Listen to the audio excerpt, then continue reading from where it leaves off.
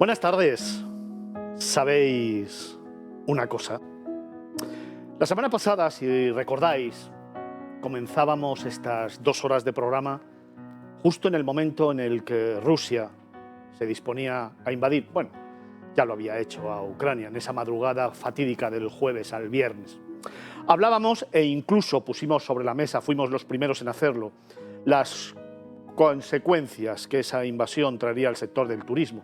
Y es verdad que hemos tenido que escuchar durante esta semana muchas voces que decían que no iba a pasar absolutamente nada. Bueno, aquí ya sabéis que nos gusta siempre analizar, estudiar, pero sobre todo de una forma constructiva, intentar siempre poner el análisis del sector, sobre todo para que estemos prevenidos. Ese gran motor de la economía en España, ese gran motor de la economía a nivel universal que es el turismo. Ese momento en el que cada uno de nosotros, y sobre todo en el año 2022, afrontábamos una nueva temporada de reconstrucción, una nueva temporada de ánimo, de vivir, de sentir, de volver a ilusionarnos. Tras la pandemia, ¿qué más podía pasar? Bueno, pues ahora mismo nos enfrentamos de nuevo a otra situación dolorosa, muy dolorosa, en el que fundamentalmente, y como ya hemos venido contando en algunas ocasiones, la gran lacra son la pérdida de vidas humanas. Son ya muchos cientos de muertos los que se van contando en tan solo una semana. Una semana en la que, como decía antes, había muchas voces que decían que no iba a pasar absolutamente nada y que esto se quedaría en una invasión rápida. Bueno, son muchos días los que ya están soportando todo tipo de vejaciones, de lucha, de bombas, de muerte y de sufrimiento los ucranianos, pero que luego, además, se va a trasladar al resto del continente europeo y, por supuesto, a nivel mundial. Si recuerdas, la semana pasada hablábamos de que este conflicto bélico va a influir directamente en el sector turístico y lo va a hacer de una manera clara. Obviamente, no solamente por la subida de los carburantes y, por supuesto, de las energías, de todas aquellas que están presentes hoy en nuestra vida. También va a afectar, evidentemente, al mundo hotelero, al mundo del petróleo y todos sus derivados, pero también, por ejemplo, a un sector como el sector de los cruceros. Y no solo eso, también, evidentemente, a 2 términos que sabéis y que llevo por bandera siempre en estos 34 años, que son la confianza y la seguridad, 2 aspectos fundamentales que son los que determinan la actitud del viajero y, sobre todo, su compromiso con el sector turístico. La confianza y la seguridad, que es las que siempre tenemos encima de la mesa a la hora de elegir un destino. Alguien hablaba de que los rusos en estos momentos también tendrían un problema respecto a los ingresos que tiene España. En el año 2019 el mercado ruso supuso 1.100 millones de ingresos. Y aquí voy a apostillar exclusivamente, porque esta mañana alguien me contaba que el mercado ruso suponía más de un 20 o un 25% de las llegadas de extranjeros a nuestro país. No es cierto, no lo es. Los mercados maduros más importantes, como bien sabéis y aquí lo hemos contado, son Alemania, Reino Unido, Francia y luego evidentemente Inglaterra. Hay otros muchos mercados que estamos conquistando, que estamos intentando abrir y que evidentemente sí se van a ver repercutivos, como es por ejemplo China. Sin embargo, Rusia, el tanto por ciento que influye en nuestro país es francamente poco. Sabéis que en muchos casos los rusos lo que hacían era fundamentalmente invertir en vivienda y hacerlo en la zona de Costa Brava, en el Levante y en Andalucía. Por lo tanto, como segunda residencia, sus ingresos y sus gastos aquí en España eran mínimos. Pero dejando de lado esta situación, a mí sí que me gustaría hacer una reflexión esta mañana, como siempre lo hemos hecho cada vez que nos hemos enfrentado a un conflicto de estas circunstancias o a una situación dolosa como ha sido la pandemia o otras situaciones que os hemos venido contando aquí en Movistar Plus. Y es que en estos momentos lo más importante es poner en valor el esfuerzo, la resistencia y fundamentalmente los valores del pueblo ucraniano, que están en un conflicto bélico, sobre todo por enarbolar la bandera de la unión, por enarbolar la bandera de la democracia y por enarbolar la bandera de la libertad. Ucrania quería ser parte de la Unión Europea y sabéis que yo he sido muy crítico durante pandemia con la Unión. ¿Por qué? Porque no ha habido una política común, no ha habido una estrategia común y sobre todo no ha habido una línea de trabajo común de todos los estados que permitiera tomar decisiones conjuntas que nos hicieran más fuertes y salir más reforzados de la pandemia. Sin embargo, ahora, en este conflicto, la gran mayoría de los Estados miembros han enarbolado la bandera de un objetivo común: proteger e intentar ayudar al pueblo ucraniano. Luego ya analizaremos si ha sido suficiente o si es suficiente lo que se está haciendo. Pero ahora, por de pronto, todos sí que tenemos los ojos puestos en ayudar y en proteger a este país del que algún día hablaremos, porque es un país maravilloso que a mí me gustaría descubriros en algún momento. Termino este editorial en este nuevo programa, en este nuevo camino de Miradas Viajeras, con otras dos cuestiones que me parecen muy importante trasladar. Esta mañana me han contado fuentes fidedignas muy cercanas al gobierno que durante la Semana Santa se va a hacer que no haya mascarillas de ningún tipo y en ninguna situación. ¿Por qué? Porque se va a pretender potenciar el turismo de interior, algo que realmente es importante como un apoyo al sector. La decisión que se va a tomar en los próximos días es un apoyo claro, o así lo han manifestado, al sector del turismo. Luego habrá que ver sus consecuencias. Y segunda cuestión que me gustaría plantearos esta mañana después de tantas noticias malas como venimos analizando. Esta casa enarbola la bandera del liderazgo. 4.150.000 visualizaciones en YouTube durante el mes de febrero nos consolidan como el canal económico más visto en España y el séptimo más importante del mundo. Esto es gracias fundamentalmente a ti, que estás con nosotros, que nos estás ayudando y que nos estás apoyando. Y a esos más de 2.100.000 seguidores que este programa y que Negocios Televisión, Movistar Plus, hacen que cada día te conviertas en ese alma que nos hace crecer y que nos hace liderar. Gracias de corazón en nombre de todos los que formamos esta casa, en nombre de los tertulianos, en nombre de los colaboradores, de los redactores, de los productores, guionistas, iluminadores, maquilladores, de todos, absolutamente todos los que forman esta casa, por estar ahí y por hacer que este camino que todos los días emprendemos merezca la pena. Comenzamos.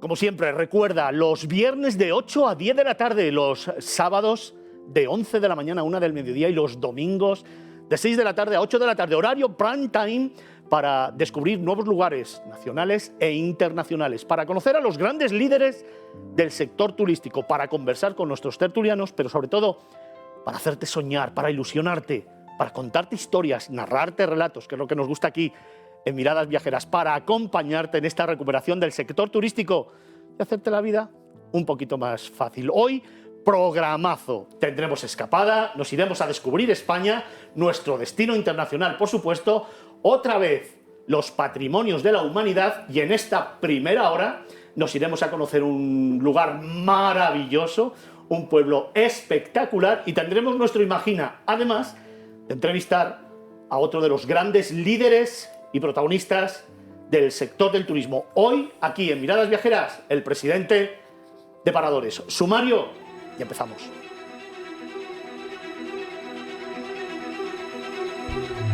Hoy, en Miradas Viajeras, visitaremos Artajona, una villa navarra cargada de historia y tradición. Entrevistaremos en primera persona al presidente de Paradores, Pedro Saura, e imaginaremos un nuevo destino donde viajar a un tiempo de conquistadores, palacios y realeza. Después volaremos a Burdeos, una ciudad que vive por y para el vino. Descubriremos nuestro patrimonio de la humanidad de hoy, la muralla romana de Lugo. Nos escaparemos a Zaragoza, una ciudad poliédrica, variopinta, y te daremos algunos planes para disfrutar de tu tiempo de ocio. ¡Comenzamos! Como digo, ya sabéis que nos encanta aquí traer a los grandes líderes del sector turístico, a los grandes protagonistas de este gran motor de la economía de España. Y hoy vamos a ahondar en un tema que a mí, particularmente los que me conocéis y los que me seguís desde hace tantísimos años, sabéis que me encanta. Hoy vamos a hablar de paradores. Hoy vamos a hablar de esa cadena hotelera que es referente a nivel mundial. Y digo bien, a nivel mundial. Y lo quiero hacer con el nuevo presidente. Tomaba posesión de su cargo en julio del año 2021, hace unos poquitos meses. Le hemos pinchado unas cuantas veces para que hoy esté con nosotros, para que nos cuente historias, para que nos cuente su experiencia personal, pero sobre todo para que nos ponga en valor las grandes cifras de este gran referente del sector turístico. Comenzamos con Pedro Saura, presidente de Paradores.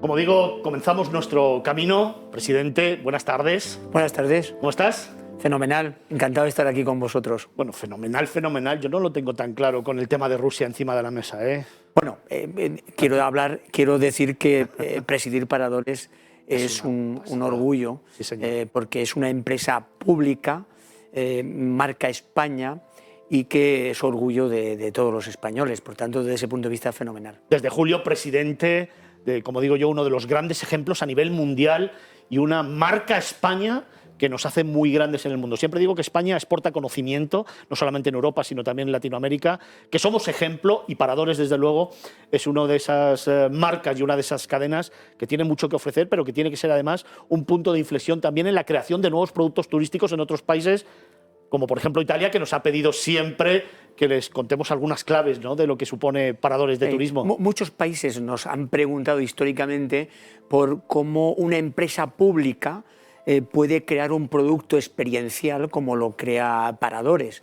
Por tanto, hemos aconsejado a muchos países que creen ese tipo de empresa pública, porque efectivamente es una empresa pública que compite muy bien en el mercado en un sector, el sector turístico, muy competitivo. Y yo creo que hay que destacar esta cuestión porque cumple varios objetivos. Uno, el objetivo marca España. El segundo es conservar patrimonio histórico.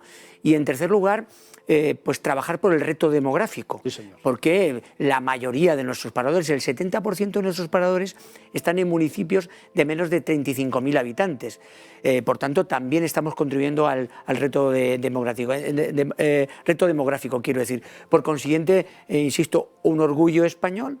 Y tenemos que continuar, los retos son enormes, ahora hablaremos de eso, los retos son enormes y tenemos que trabajar para conseguir esos retos. Dinamización de territorio, vertebración de territorio, generador de economía, de empleo, evidentemente lo tiene todo. También me vais a dejar que presente a los tertulianos que hoy me acompañan en esta primera hora de programa. Felipe Alonso. Buenas tardes, ¿qué tal? Buen conocedor de Paradores de turismo, pues sí, bastante. Amante de Paradores de turismo, sí. Y además con una primera obra, sí. Esas leyendas en Paradores. Una obra que yo espero que ya lo haremos para remozarla y avanzar un poco más, porque hay algún parador que hay que quitar y algunos que hay que añadir que no están.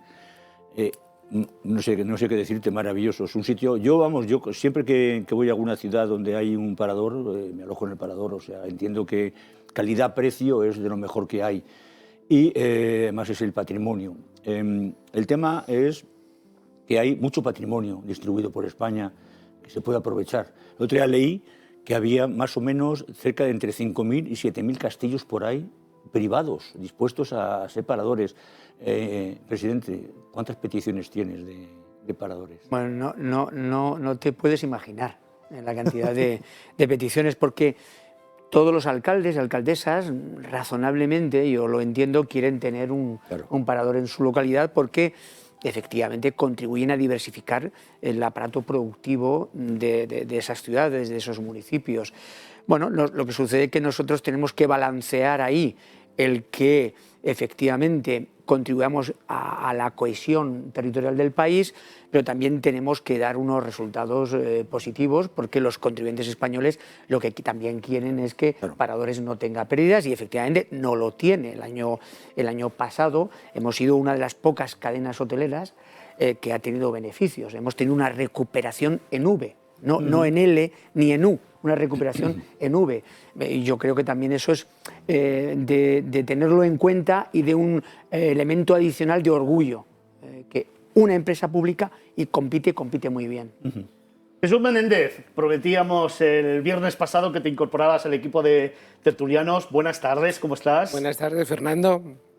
Aquí con mucha ilusión, viendo un poco la evolución de todos los productos turísticos y sobre todo felicitar a Paradores porque están haciendo los productos muy buenos.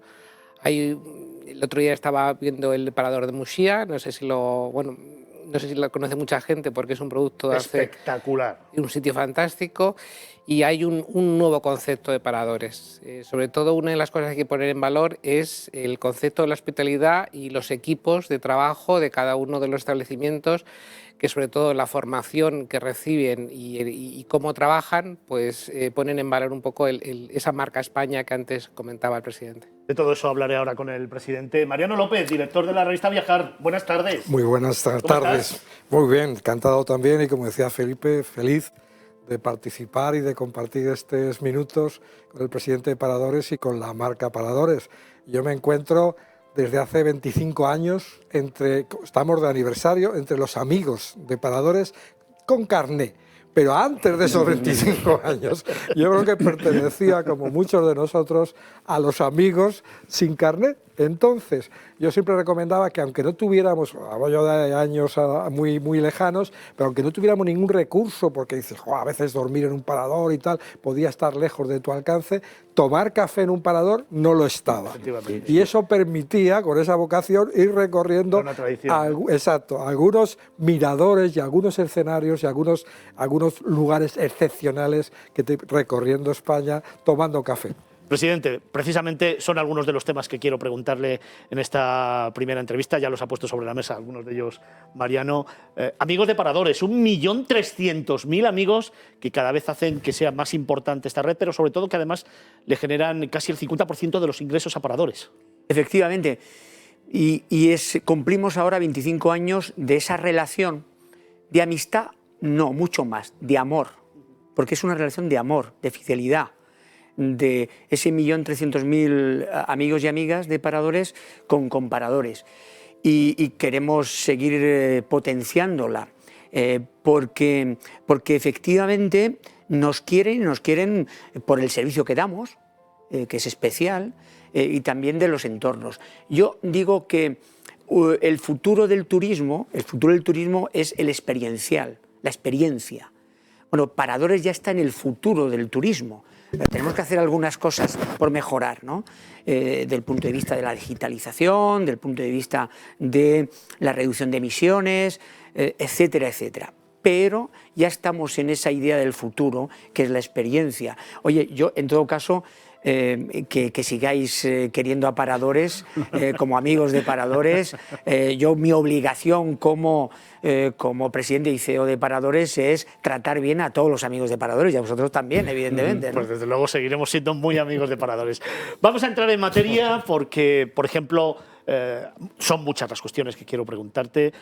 Evidentemente los retos de Paradores, siempre estamos hablando de digitalización, estamos hablando ahora del mundo metaverso, estamos hablando también de la desestacionalización, estamos hablando de la gastronomía también de Paradores, que en un momento determinado, bueno, pues fue fuente de muchas críticas, pero que ahora se ha hecho un esfuerzo muy importante. Pero hay otras cuestiones muy importantes, como por ejemplo, año 2021, facturación 130 millones de euros, obviamente estamos en tiempos de pandemia, pero con un reto muy claro que he leído nada más llegar a la presidencia, que es en el año 2022 volver a las cifras del ejercicio del 2019 y tratar de llegar a los 280 millones de facturación. ¿Esto es posible? Y creo que lo vamos a conseguir. Primero por el cariño que nos tienen los españoles, particularmente, también turistas extranjeros, pero el cariño que nos tienen. Los españoles en esta crisis sanitaria han entendido adicionalmente que somos una cadena segura desde el punto de vista sanitario. Lo hemos hecho, hemos trabajado también en esa dirección, tenemos un sello de seguridad, hemos sido la primera cadena hotelera que ha tenido ese sello de seguridad. Entonces, lo vamos a conseguir. ¿Por qué digo que lo vamos a conseguir? Porque ya en enero y febrero hemos vuelto a los niveles de ingresos del 19. Probablemente también seamos una de las primeras o la única cadena hotelera que ha vuelto a los ingresos ya del 19. Los datos nos indican que efectivamente vamos a cumplir los objetivos que nos hemos marcado. El año pasado fue un muy mal año en el primer semestre, como a todos el sector, estamos en las olas más desgraciadas de la pandemia, pero el verano ha sido uno de los mejores veranos de la historia de Paradores y uno de los mejores segundos semestres de la historia de Paradores. Creo que ha habido una ocupación del 90%. Sí, en verano desde efectivamente, agosto, 90%, efectivamente del 90%. Mes de julio, 84%. Bueno, el fin de semana pasado hemos tenido una ocupación del 90% de Paradores. En fin, bueno, yo creo que efectivamente vamos a cumplir los objetivos. Lo que sucede es que tenemos que aprovechar esas rentas, esos ingresos que hemos tenido para esos retos que tenemos, ¿no? Y todo ello en 97 más 1, 98 Paradores, 97 en territorio nacional y una franquicia en Portugal, pero con más proyectos. Tenemos por delante casi 4 Paradores, digo casi porque 3 ya están en marcha: Ibiza, Molina de Aragón y me falta Zaragoza. Efectivamente, Veruela. Veruela. Y luego tenemos otro en la cabeza de un sitio maravilloso que es Morella. Efectivamente. Estos 3, la idea de Tour España y de Paradores es poder tenerlos en 2023, o sea que está a la vuelta de la esquina, o sea que llegaríamos a 100 Paradores, una cantidad pues muy redonda, 100 Paradores. Y bueno, tenemos el proyecto de Morella. En todo caso, lo que queremos efectivamente es, aprovechando esa caja que estamos construyendo en la recuperación y aprovechando los Next Generation, es poder invertir una cantidad importante de recursos. Con fondos propios, la proyección es 160 millones de euros. Nuestros Paradores necesitan una inversión, porque si queremos seguir atrayendo a turismo internacional, si queremos también, lógicamente, pues tener unos márgenes y un valor añadido mayor, pues tenemos que invertir en las instalaciones existentes y digamos, con los Next Generation de manera importante. Invertir en sostenibilidad, en la reducción de la huella de carbono, e invertir en digitalización. El dato es muy importante. ¿Cuáles son los grandes activos que tiene Paradores? Es su marca. Su marca es una de las marcas con mayor reputación de las marcas españolas. Nuevamente, gracias a nuestros clientes.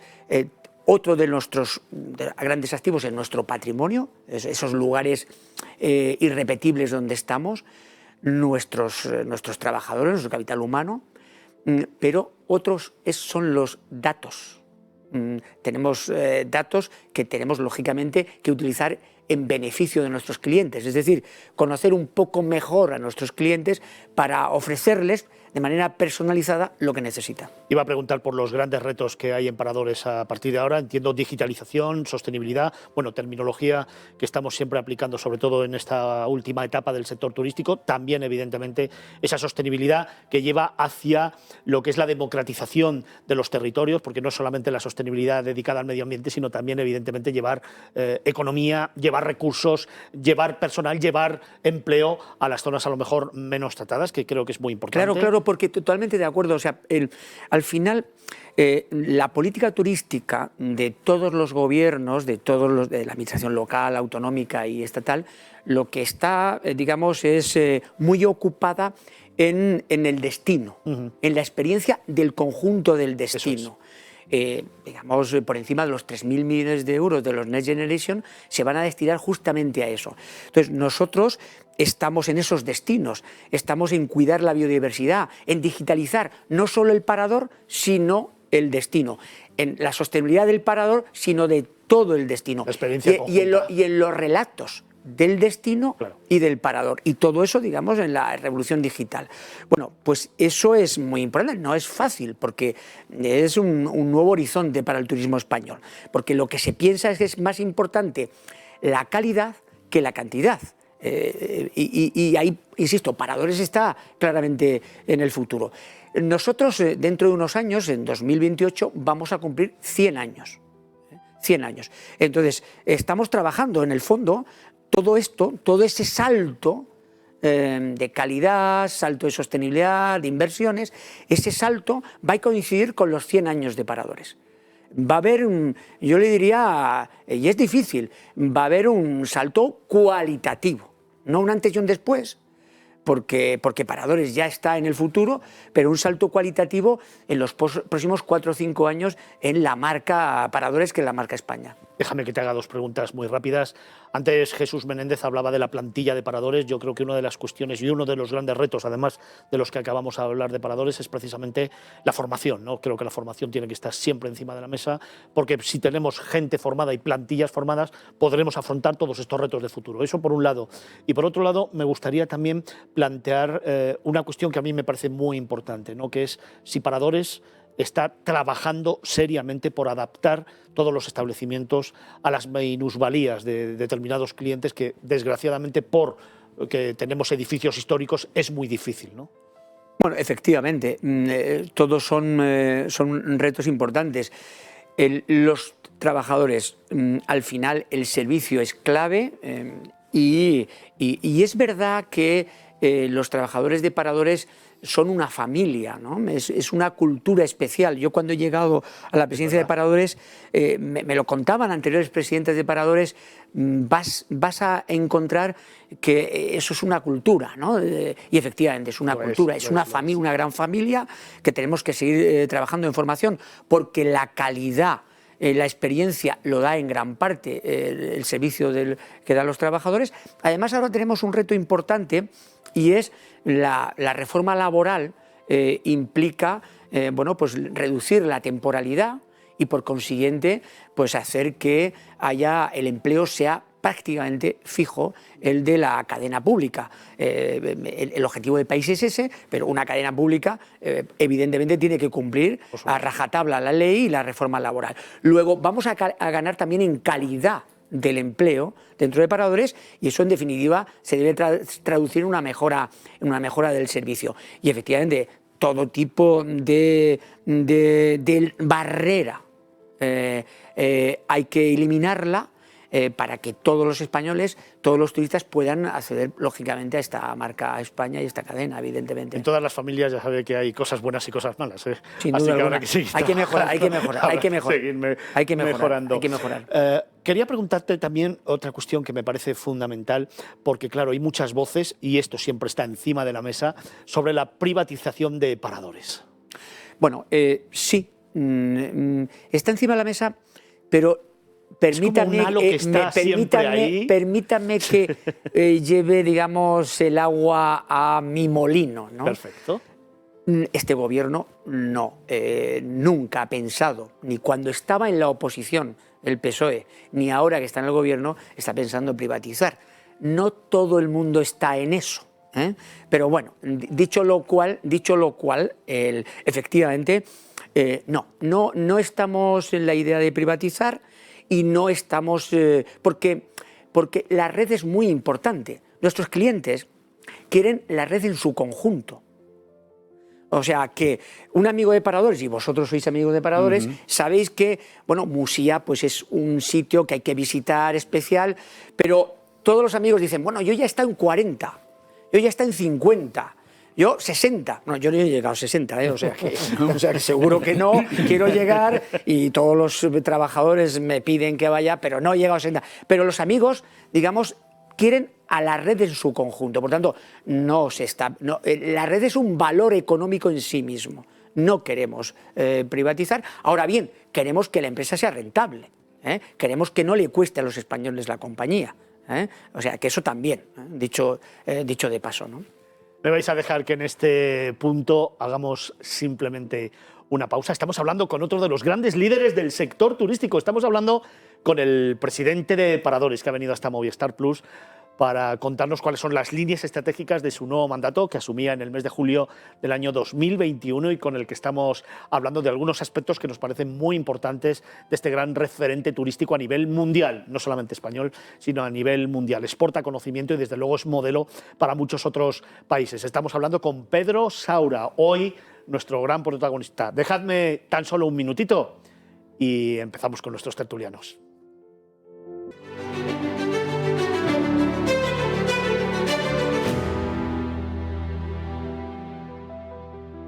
Tras esta pequeña pausa y para esos más de 2.100.000 seguidores que tiene esta casa y este programa, continuamos nuestro camino en Miradas Viajeras Magazine y lo hacemos con el presidente de Paradores, uno de los grandes líderes del sector turístico actualmente en nuestro país, Pedro Saura, que nos ha acompañado en los estudios centrales de Movistar Plus y al que me gustaría que nuestros amigos de Paradores Felipe, Mariano, Jesús, les hicieran sus peculiares preguntas, porque, Felipe, antes hablabas de ese libro de las leyendas, luego me gustaría que me contaras alguna. Pero os quiero preguntar muy rápidamente a los tres. Para ti, ¿tu parador preferido? Santo Estevo. Santo Estevo. Jesús.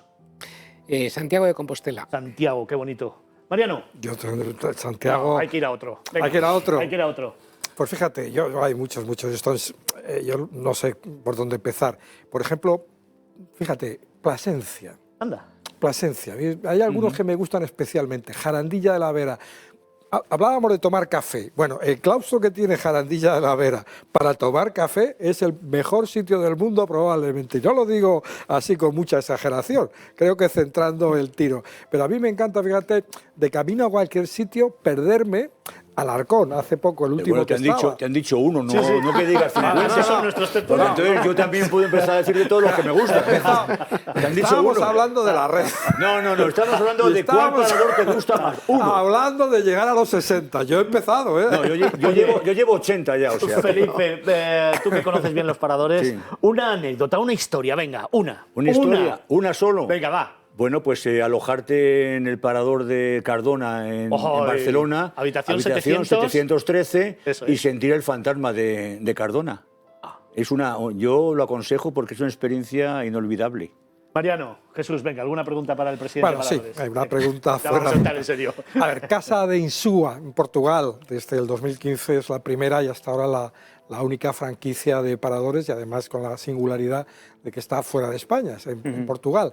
De aquí a ese centenario del que estaba hablando, ¿tiene previsto Paradores extender el número de franquicias dentro o fuera de España? Bueno, esa es una cuestión también recurrente. Nosotros no estamos en este momento estratégicamente en esa línea, en ese vector estratégico. Estamos más bien en modernizar, adaptar a nuestra red. ¿Por qué? Porque primero creemos que es necesario, porque la competencia es importante, porque además creemos que lo que nos piden todas las autoridades precisamente es que vayamos a la experiencia, y entendemos que además este tipo de fórmulas hay que estudiarlas muy bien, porque al final, lo decíamos al principio, una parte de nuestros ingresos vienen de nuestros amigos. Luego, claro, si tú haces una franquicia, son nuestros amigos los que tendrían que ir en gran parte a esa franquicia, y hay que estudiar bien y hacer muchos números, porque estarían dejando de ir a nuestra red a ir a una franquicia, nuestros amigos. Luego no podemos fragilizar nuestra red, no podemos fragilizar, lógicamente, los ingresos de la red pública. Bueno, es una cuestión que siempre está ahí, no está entre nuestros vectores estratégicos, y, evidentemente, en cualquier caso, hay que hacer muy bien los números por este efecto que tendría. Jesús. ¿Cómo afronta Paradores la llegada del metaverso? Paradores va a estar presente en el metaverso. ¿Y cómo afronta la inteligencia artificial de cara a los clientes en todos ellos? Bueno, en la conversación que hemos mantenido anteriormente, lo que he puesto encima de la mesa es que uno de nuestros activos son los datos, y por consiguiente los datos al servicio del cliente, al servicio de la clusterización, una palabra un poco rara, un vocablo un poco raro, pero al final es personalizar los servicios. Estamos trabajando, la transformación digital es uno de nuestros grandes objetivos, todas las cadenas están en eso, pero la cadena pública tiene que estar también aquí por delante, si es posible. Y el metaverso forma parte del futuro del servicio a los clientes, y evidentemente vamos a estar. Bueno, pues uno de nuestros objetivos es la digitalización, como todo el sector, y la sostenibilidad. Yo ahí, por ejemplo, y aprovechando la pregunta, yo siempre digo que la sostenibilidad no de boquilla, de verdad. Porque mucha gente habla de sostenibilidad, pero solo desde el punto de vista de las grandes declaraciones. Nosotros, como empresa pública, tenemos que ir siempre mucho más allá y de verdad, porque el que no esté de verdad en 10 años nos va a sacar del mercado. Felipe. Presidente, también es muy importante la gastronomía. Cuéntanos a futuro qué vais a hacer. Bueno, la gastronomía es un elemento importante, efectivamente, desde el punto de vista del negocio, pero además es importante desde el punto de vista de la sostenibilidad, de la trazabilidad de lo que compramos. Todo tiene que ser sostenible, pero además una parte de la gastronomía debe estar muy enraizada con el entorno. O sea, ese es un valor diferencial. Ayudamos a la economía local, pero además es un factor diferencial, es valor añadido y también es negocio. Sí, porque además también des a conocer productos de la zona, o sea, Claro, comida típica damos a del lugar. conocer y creamos empleo en la zona. Luego, con gastronomía cubrimos muchos objetivos. Cubrimos el objetivo de la sostenibilidad, el del empleo, del entorno y también del valor añadido y del negocio. Permítanme, le decía al principio que nosotros balanceamos y nos va bien. Cuando cumplimos el objetivo del entorno, también cubrimos el objetivo del valor añadido y, por tanto, de que Paradores sea una empresa que razonablemente tenga beneficios. Cuando digo beneficios, no digo muchos beneficios. O sea, que no tenga pérdidas. Este es el objetivo, ¿no? Es decir, ese balanceo entre la parte social, el entorno y también que los contribuyentes no vean que parte de sus impuestos van destinados a la empresa pública Paradores. Presidente, si hay beneficios, si se democratiza y sobre todo se revitaliza territorio, se genera empleo y además se recupera el patrimonio, ¿qué más queremos? Efectivamente. Presidente, otra pregunta. Quería, sobre todo, hablando de democratización de Paradores, una de las grandes críticas que he hecho durante mucho tiempo, y Felipe también hablaba de ir a tomar café a los Paradores, era que quizá esta institución no llegaba a todos los estratos de población y de viajeros. Se ha hecho un esfuerzo muy importante en los últimos años por los jóvenes y las familias. ¿Se va a continuar en esa línea para dar a conocer nuestro patrimonio en Paradores a todos los segmentos de la sociedad? Bueno, es muy importante para los ingresos de Paradores contar con todos los segmentos de la población, evidentemente. Uno de los objetivos es, por ejemplo, bajar la edad media de los clientes que nos visitan, evidentemente. Yo le voy a dar un dato sobre la pregunta que usted me hace directamente. En euros constantes, si miramos el precio por habitación del año 90 para acá, en euros constantes el precio medio hoy es menor que hace 20 años. Bueno, esta es una respuesta clara y directa a la pregunta que usted me hace. Por consiguiente, efectivamente hay más españoles que pueden ir a Paradores. Mariano. Hablaba de experiencias y Paradores evidentemente tiene mucho terreno ganado a la hora de conocer y organizar experiencias. ¿Qué papel le corresponde a Paradores en la promoción internacional de las experiencias, que es un objetivo ahora especialmente centrado en la estrategia de Tour España? Yo creo que es muy importante, porque la política turística es una política que, de acuerdo con nuestra Constitución, el turismo está transferido a las comunidades autónomas. Por consiguiente, el papel del entorno más cercano, y está bien que sea así, porque no es lo mismo las experiencias en Murcia que las experiencias en La Vera, ¿no? en Jarandilla de La Vera, no es lo mismo. Y por tanto, es bueno que sea así, que los poderes locales y autonómicos estén en esa política turística. Es verdad que hay una orientación general del gobierno en política turística y los Next Generation son un instrumento muy importante. El gobierno, a través de la Secretaría de Estado de Turismo y del Ministerio de Industria, Comercio y Turismo, están justamente en esa reorientación. Eso que se ha venido diciendo durante muchísimo tiempo, pero ahora hay recursos para ello y en eso está centrado el Ministerio de Turismo. ¿Y dónde quiero ir? A la pregunta que me hacía usted. Es que uno de los instrumentos que tiene el Ministerio más importante es la empresa pública Paradores. Luego, Paradores tiene que estar ahí siendo una imagen, un ejemplo de cómo hacer turismo al resto del sector. Nuestro papel es muy importante desde ese punto de vista. Vamos llegando al final de esta entrevista. Tenemos al presidente de Paradores con nosotros en esta tarde en la que estamos contándote muchas historias sobre uno de los grandes referentes, uno de los grandes productos turísticos a nivel internacional del que puede enorgullecerse España, porque como siempre digo, tenemos que estar orgullosos, primero de nuestro país, pero segundo de lo que representa nuestro sector turístico y de pertenecer a él y trabajar a él. Qué gran avance sería que todos los que conformamos este sector, hablo de medios de comunicación, hablo de periodistas, hablo de agentes, todos los que conformamos el sector turístico, nos sintiéramos orgullosos de trabajar, de pertenecer y de defender este sector. Nos queda mucho camino por delante precisamente en este tema. Presidente, a mí me gusta terminar siempre con una locución de nuestro invitado a cámara para hacer una reflexión sobre paradores, sobre el sector turístico, ese mensaje que quiera mandar a ese más de 1.300.000 amigos de paradores, los que todavía no lo son, y a esos más de 4 millones de seguidores que tenemos en este programa. Bueno, en primer lugar, quiero agradecerte y agradeceros el que Paradores pueda venir a este programa que, como tú decías al principio, pues tiene una audiencia muy importante. Gracias a Miradas Viajeras por esta oportunidad que le da a Paradores. Y el mensaje es bien sencillo, gracias. Gracias a los españoles, gracias a los turistas españoles, en gran parte también turistas internacionales, porque apuesten por esta empresa pública Paradores. Queremos mejorar, tenemos margen de mejora, tenemos muchos retos, queremos que además queremos mejorar con lo que nos digan nuestros clientes, pero en definitiva, muchísimas gracias y esperamos estar a la altura de las circunstancias en los próximos años.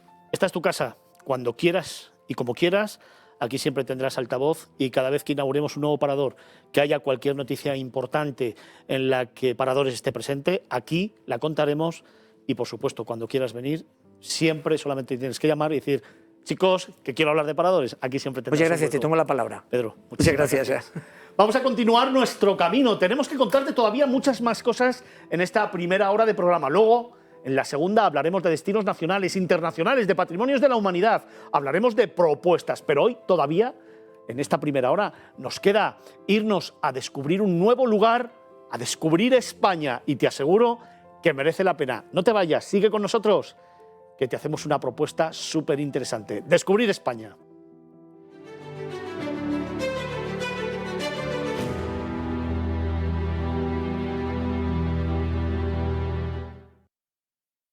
Maravillosos que nos gusta contarte y narrarte. Es uno de esos lugares que hay que pasear despacio, poco a poco y paso a paso. Lugar de leyendas, lugar de historias, pero sobre todo lugar de amaneceres y atardeceres, lugar de gastronomía y de emociones, experiencias y sensaciones. Nos vamos a Artajona. Enclavada sobre un cerro y rodeada por una fabulosa fortificación medieval, se encuentra la misteriosa, mítica y mágica Villa de Artajona, que invita a entrar en otro mundo cuando se cruza alguna de las puertas de su muralla. La visión desde el exterior es impresionante, contemplando el recinto amurallado conocido como el Cerco, aperitivo de lo que hay en el interior de la población, porque cuando se atraviesa por alguno de sus dos primitivos portales, el de San Miguel y el de Remagua, el tiempo se para. El encanto medieval envuelve al visitante que va, de sorpresa en sorpresa, buscando encontrar el alma de la población, vivir su tradición, vivir su historia. Recorrer la calle Mayor, adornada con sus edificios de elegantes fachadas con escudos centenarios, la empinada vía de Eugenio Mendioroz o una estrecha rúa, la de San Pedro, de trazado irregular. Calles que se mezclan con un encanto especial, con una mística que solo puede encontrarse aquí y que hacen que el camino se haga despacio, deteniéndose ante los pasadizos que se pueden observar claramente y los que se suponen que unen un palacio con otro. La imaginación vuela, se espera que pase algo más, y ese algo más se produce cuando se está frente a frente con la iglesia gótica de San Pedro o cuando se visita la iglesia de Nuestra Señora de Jerusalén y se está ante la imagen de la patrona de Artajona o cuando se descubre la iglesia fortaleza de San Saturnino. Escuchar el tañido de las campanas que se bandean al revés o tener la suerte de asistir en noviembre a una de sus celebraciones más curiosas. ¿Una carrera? ¿Una procesión? Vecinos suben las cuestas sobre unos pequeños zancos que les obligan a ir semidoblados. Es algo que añade una singularidad más a esta localidad navarra. La noche llega y las luces se encienden adornando la vía amurallada. El cerco adopta un nuevo sabor mágico, místico, mientras las calles se envuelven en sus sombras de las que emanan historias, leyendas y tradiciones.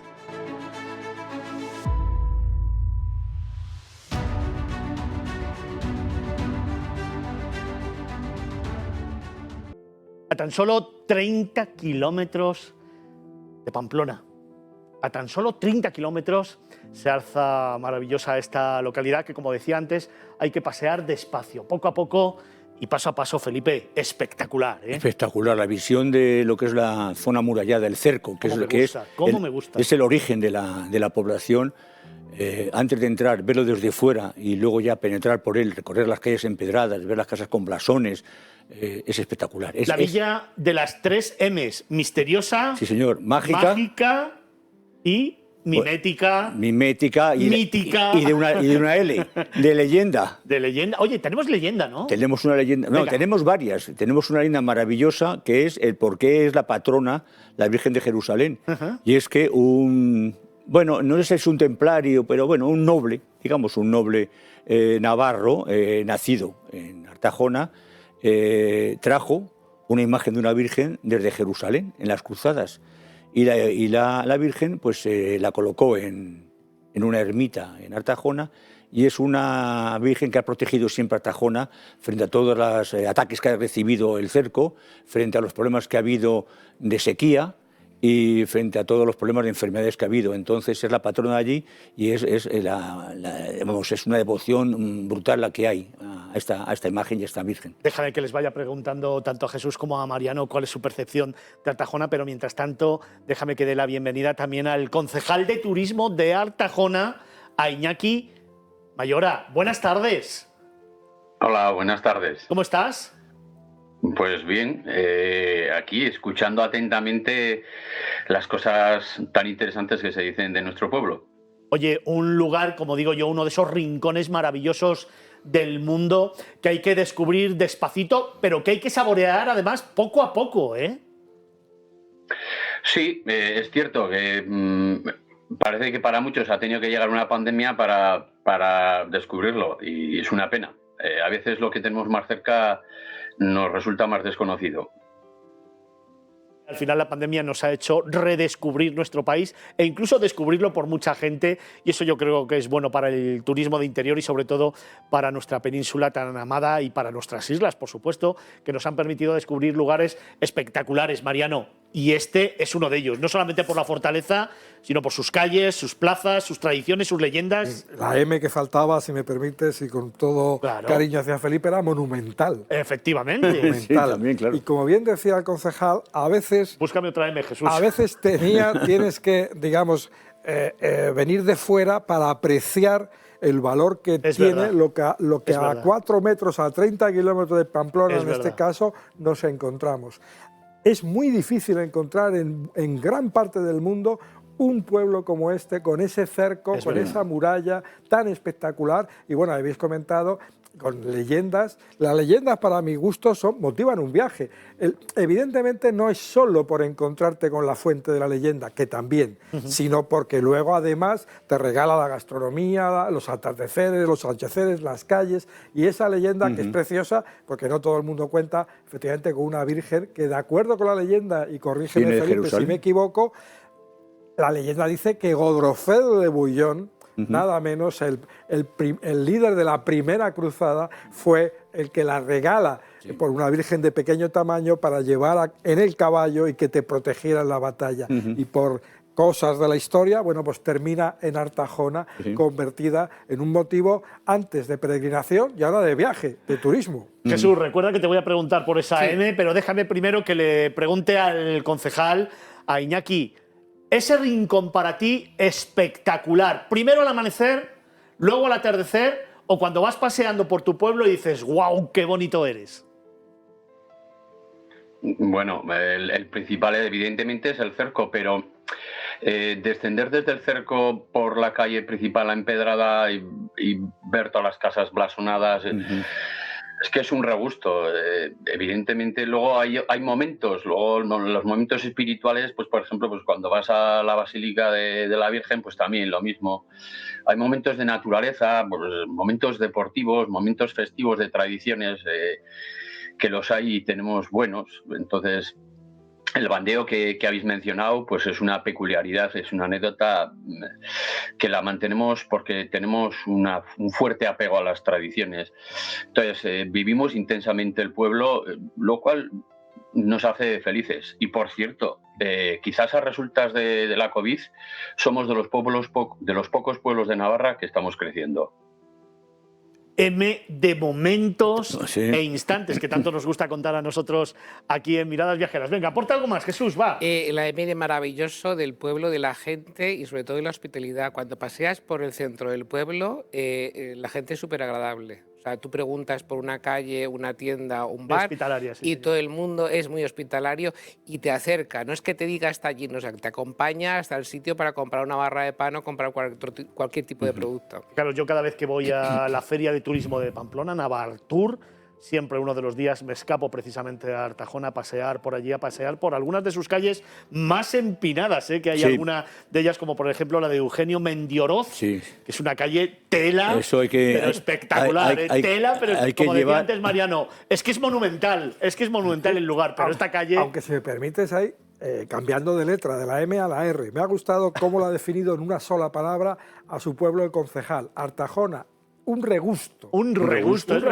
verdad que lo ha dicho. Oye, un Felipe, regusto de tradiciones. hablábamos en el reportaje de una de las tradiciones que no es en junio, Sí, es en noviembre. es en noviembre. Apuntabas que era en noviembre. Sí, la de la carrera de Layas, que parece que es una carrera, una procesión, no es exactamente lo que es. Y me gustaría preguntar al concejal ¿de dónde viene esa carrera? Layas es un apeo de labranza y la verdad es que es impresionante ver cómo los vecinos y los participantes se doblan y van subiendo la famosa cuesta hasta San Saturnino, interviniendo en una especie de carrera que yo, ya digo, parece una procesión más que una carrera.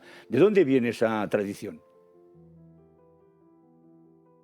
Y antaño, puesto que de Artajona yendo hacia Pamplona, vamos a decir, la orografía del terreno es más empinada, la vid, vamos a decir, no se podía meter o se metía con dificultad los animales, entonces lo que eran las labores del campo las tenías que hacer con layas.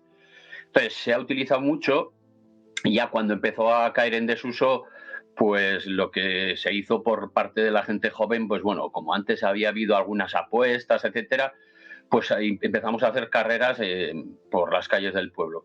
Y la verdad, como bien has comentado, es una calle empinada que tiene al empezar un 14% y acaba en un 16%, con el añadido que es una encima es empedrada. Casi nada. Y requiere no solo, vamos a decir, mantener el equilibrio, sino la destreza de tener que hacer los dos apoyos sobre piedra, porque como pises sobre la junta, pues te caes. Sí, Y encima hay gente que llega a correr. Y yo, la verdad, tengo el récord de quedarme el último, pero bueno.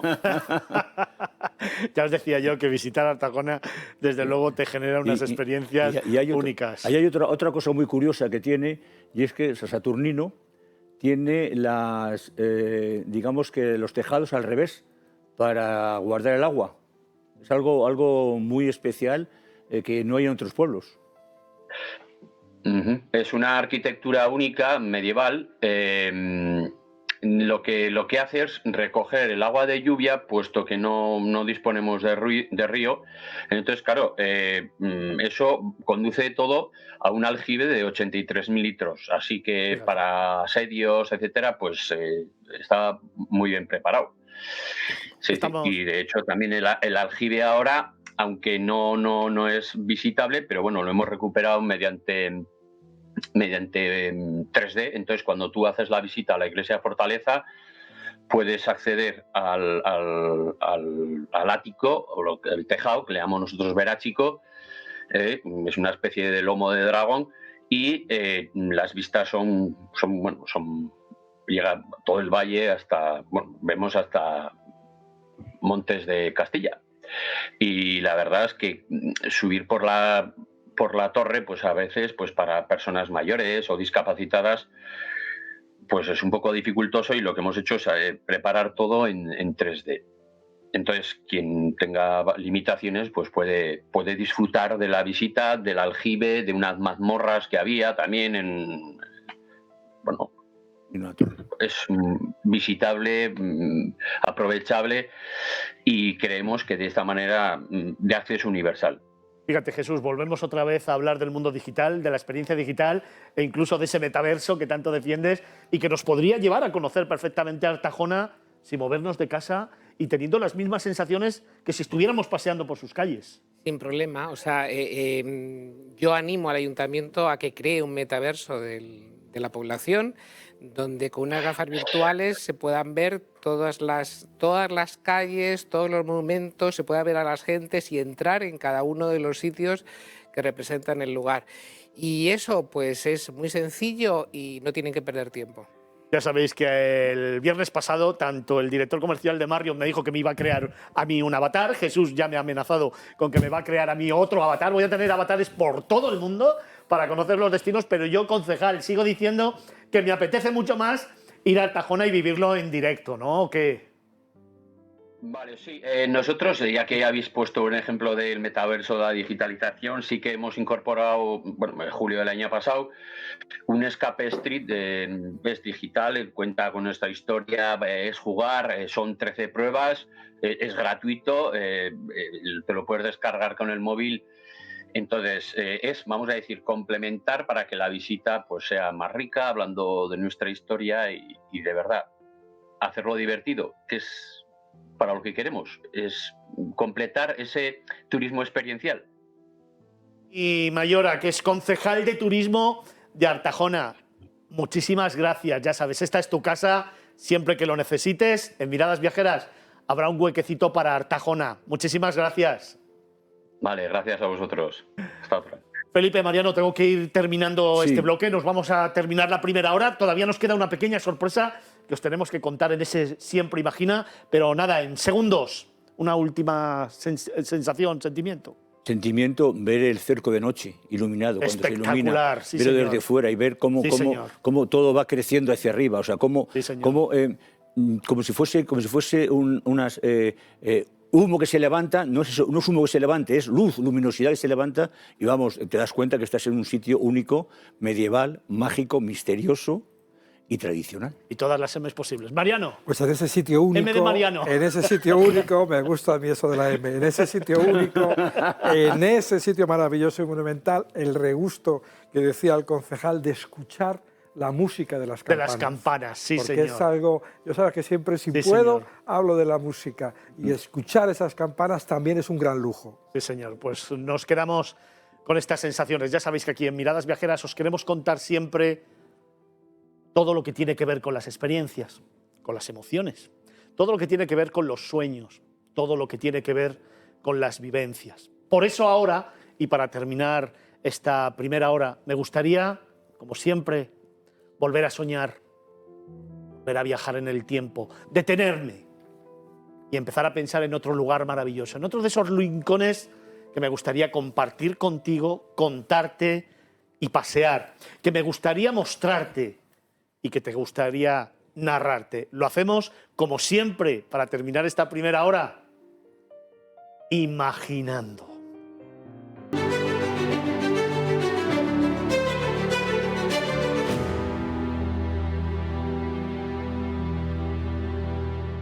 Continuamos nuestro camino en Miradas Viajeras Magazine. Comenzamos esta segunda hora de contenidos en los que tenemos muchas cosas que contarte. Nos vamos a ir de escapada, nos vamos a ir también a conocer otro destino internacional, otro patrimonio de la humanidad, y estamos pendientes de una conexión con Kiev, con una persona que está viviendo el horror de la guerra. Vamos a intentar, en los últimos minutos de esta segunda hora, hablar con ella. Se llama Alexandra y en estos momentos estaba en la cola de un supermercado para intentar conseguir una manta mientras los bombardeos seguían y mientras escuchaban el ruido de las explosiones. Vamos a intentar hablar en directo con ella para que nos cuente cuál es la situación real que en estos momentos está viviendo la capital ucraniana. Veremos si las conexiones son posibles y desde luego será un gran testimonio que intentaremos traeros a todos, a esos más de 2.100.000 seguidores que tenemos en este programa. Pero la vida continúa,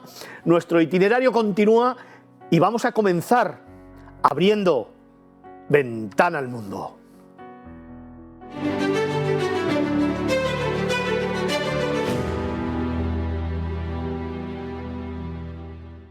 Nos vamos a ir a un lugar muy hermoso, nos vamos a ir a una ciudad que ha sabido reconvertirse y una ciudad que a mí particularmente me sorprendió la primera vez que llegué a ella porque pensaba que era de otra forma y que luego en las sucesivas ocasiones que he tenido la oportunidad de visitarla me ha ido mostrando una cara diferente. Se ha transformado y se ha convertido en uno de los cascos urbanos más grandes, patrimonio de la UNESCO, si no el más grande de todos ellos.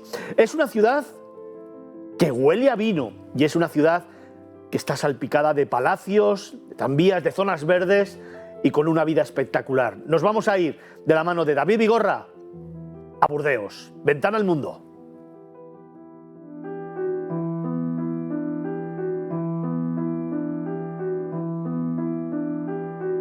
Burdeos está situada en la región francesa de Nouvelle-Aquitaine. Su corazón histórico fue declarado en 2007 como Patrimonio de la Humanidad por la UNESCO.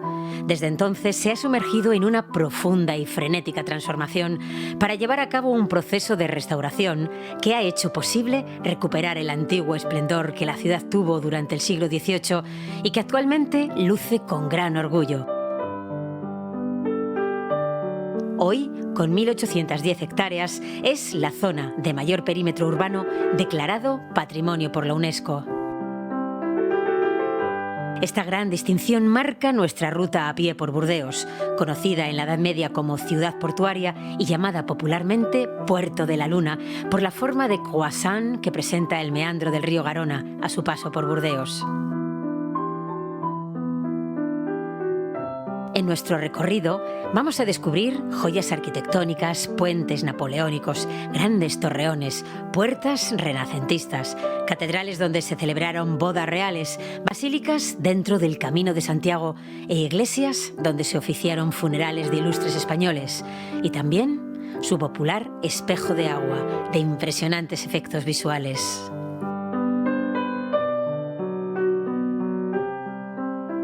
Hoy, Burdeos también es conocida por el sobrenombre de la ciudad del vino.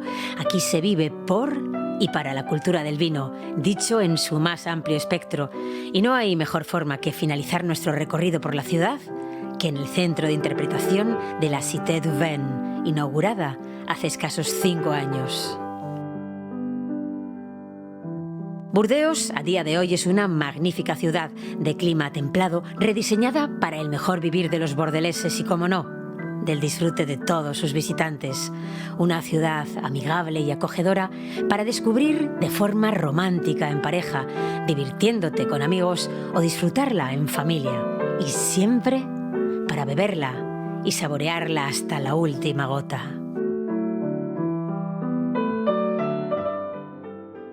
Una ciudad versátil, una ciudad sorprendente, una ciudad mimética y magnética. En la primera hora, como sabéis, hemos estado hablando de la M. Ha estado muy presente porque muchos son los calificativos que con esa letra decíamos de Artajona, recordarlo, de ese maravilloso pueblo de Navarra. Pero es que Burdeos también es así, es maravillosa. Y para hablarnos de ello tenemos a David Vigorra. Buenas tardes, David, ¿cómo estás? Hola, muy buenas tardes, aquí muy bien. Oye, Burdeos, como yo decía antes, es una ciudad que te sorprende y creo que es lo primero que tenemos que contar hoy. Es una ciudad que según llegas, quizá tengas en la mente una forma de urbe diferente y cuando llegas allí y empiezas a pasearla, empiezas a discurrir por esas calles peatonales y esas plazas que tienes, viendo también el tranvía, las zonas verdes y esa vida frenética, te sorprende. Así que como son muchas las cosas que tenemos que contar de ella y poco tiempo que tenemos en la tele, si te parece, te voy a poner un reto. ¿Por qué no empezamos a hablar de la ciudad a través de ese espejo del agua? Sí, realmente el espejo del agua es una parte hoy en día fundamental de Burdeos. Estamos hablando que el espejo del agua es un estanque, es como una piscina gigante de 3.400 metros cuadrados. De hecho, es la más grande del mundo y está situada delante del Palacio de la Bolsa, en la Plaza de la Bolsa. Y tiene una importancia doble, porque este edificio en forma como de plátano, de media luna, es el primer edificio que se construyó para romper con la estética y con la arquitectura medieval de Burdeos. Se abrió la ciudad fuera de las murallas y es el primer edificio de estilo totalmente parisino. Estamos hablando que cuando vemos el edificio de la Bolsa estamos viendo realmente París, porque es un edificio de ese estilo idéntico a la gran capital. Y este estanque hoy en día es el centro de la ciudad, sobre todo en primavera y en verano. Este estanque lo que hace es jugar con efectos visuales de noche o de día. De día, por ejemplo, el agua sale de forma aleatoria con los chorros que suben y bajan, pero es que además crea una neblina que hace un efecto jugando con el granito negro del suelo que refleja todo ese edificio, toda esta opulencia de edificios que además juegan con el cambio de imagen que tú has comentado, porque Burdeos antes, 20 años atrás, era una ciudad oscura, una ciudad industrial, y ahora es una ciudad viva, brillante, clara, blanca, que aprovecha la luz del sol, que hay muchísimo sol en Burdeos, por cierto, que tiene relación con el vino, que ya hablaremos después. Muchísimo, precisamente por toda su estructura palaciega, también por toda su arquitectura, y como bien nos está contando David, otra de las cosas que me pareció impresionante, o que me parece impresionante cada vez que voy, es esa luz que se refleja en los edificios y que ofrece una imagen diferente de la ciudad.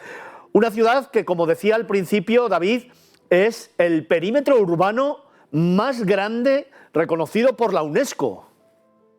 Así es, mira, imaginaos, estamos hablando de 1.810 hectáreas, es el 50% de la ciudad de Burdeos. Es que no estamos hablando de un edificio o un pequeño barrio, es increíble. Estamos hablando desde los bulevares del interior de la ciudad hasta el propio río Garona.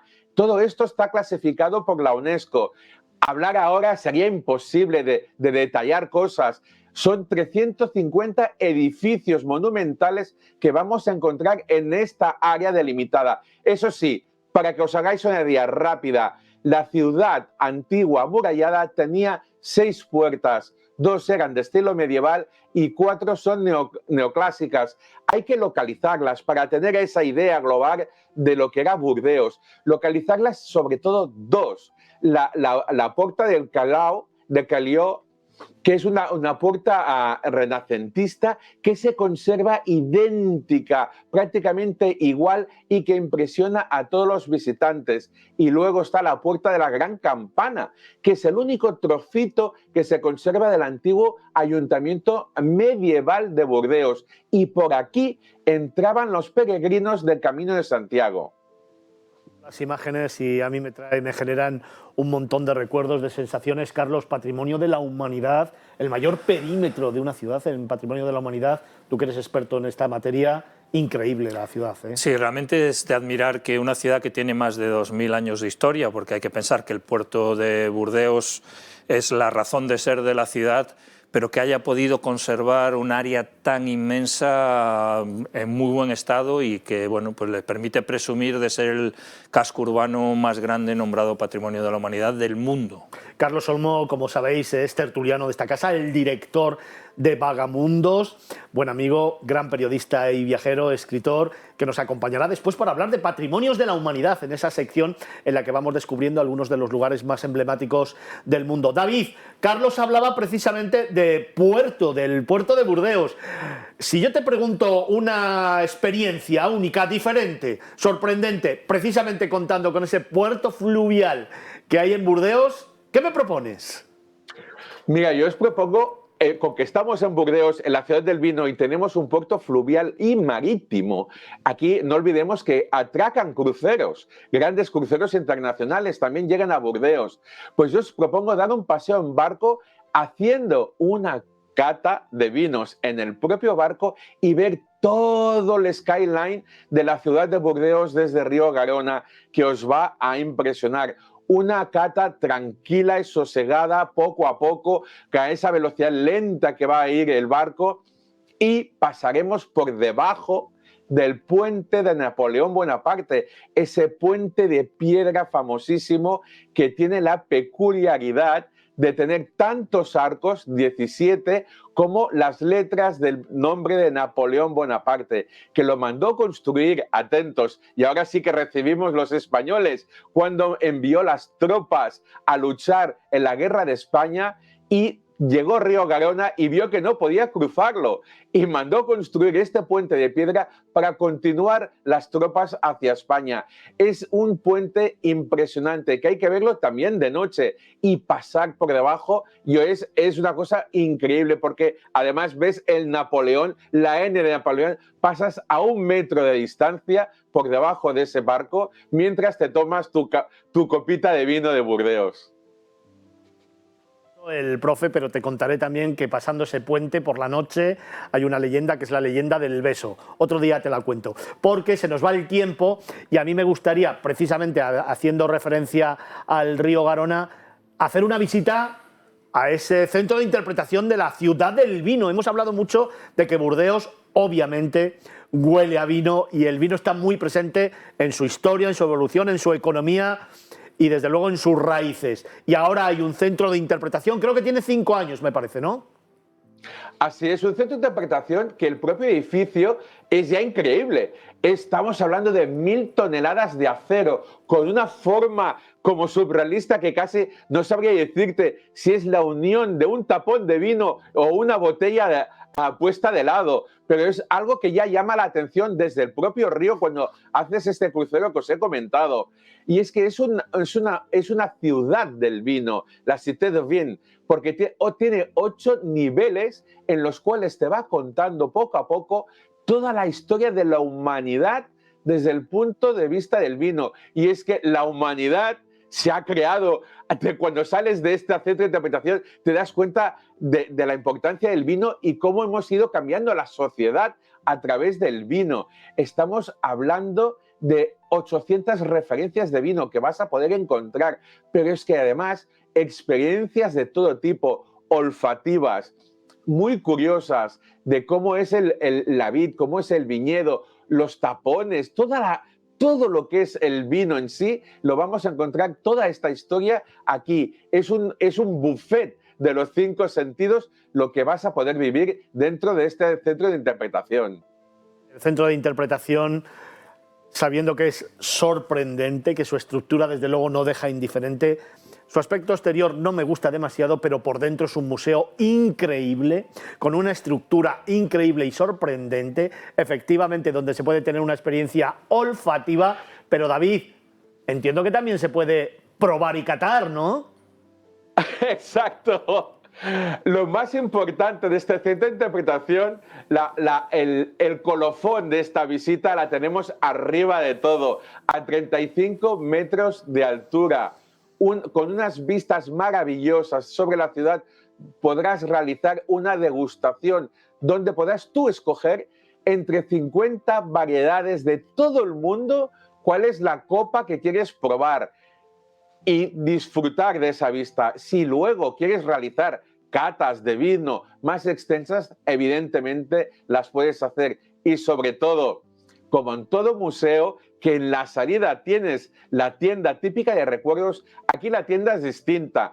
Estamos hablando que puedes pasar por una fastuosa tienda donde tienes referencias de absolutamente todo el mundo y las puedes comprar. Toda la región de Burdeos está representada, pero es que además tienes referencias de Chile, de África, de Australia, de Nueva Zelanda. Cualquier vino puedes comprarlo aquí y es una oportunidad única para disfrutarlo. Que lo has disfrutado intensamente, eso es lo que tiene precisamente Miradas Viajeras, el contar con los mejores del sector turístico, con los grandes tertulianos y los grandes reporteros de viajes de este país y trasladarles a conocer en primera persona cada uno de los lugares que nos están contando, como ahora mismo David Vigorra, el director de la revista Q-Travel, que nos está acercando un poquito más a Burdeos, ciudad en la que además de probar y catar el vino, además de oler, también se puede saborear poquito a poco. Para terminar este viaje a Burdeos, David, ¿qué nos propones para maridar con los diferentes vinos que nos has contado? Mira, aquí tienes que olvidarte de entrada de la dieta y de conducir. Evidentemente, no se te ocurra venir en coche a Burdeos porque lo vas a pasar muy mal. El deleite gastronómico hay que hacerlo muy pausado.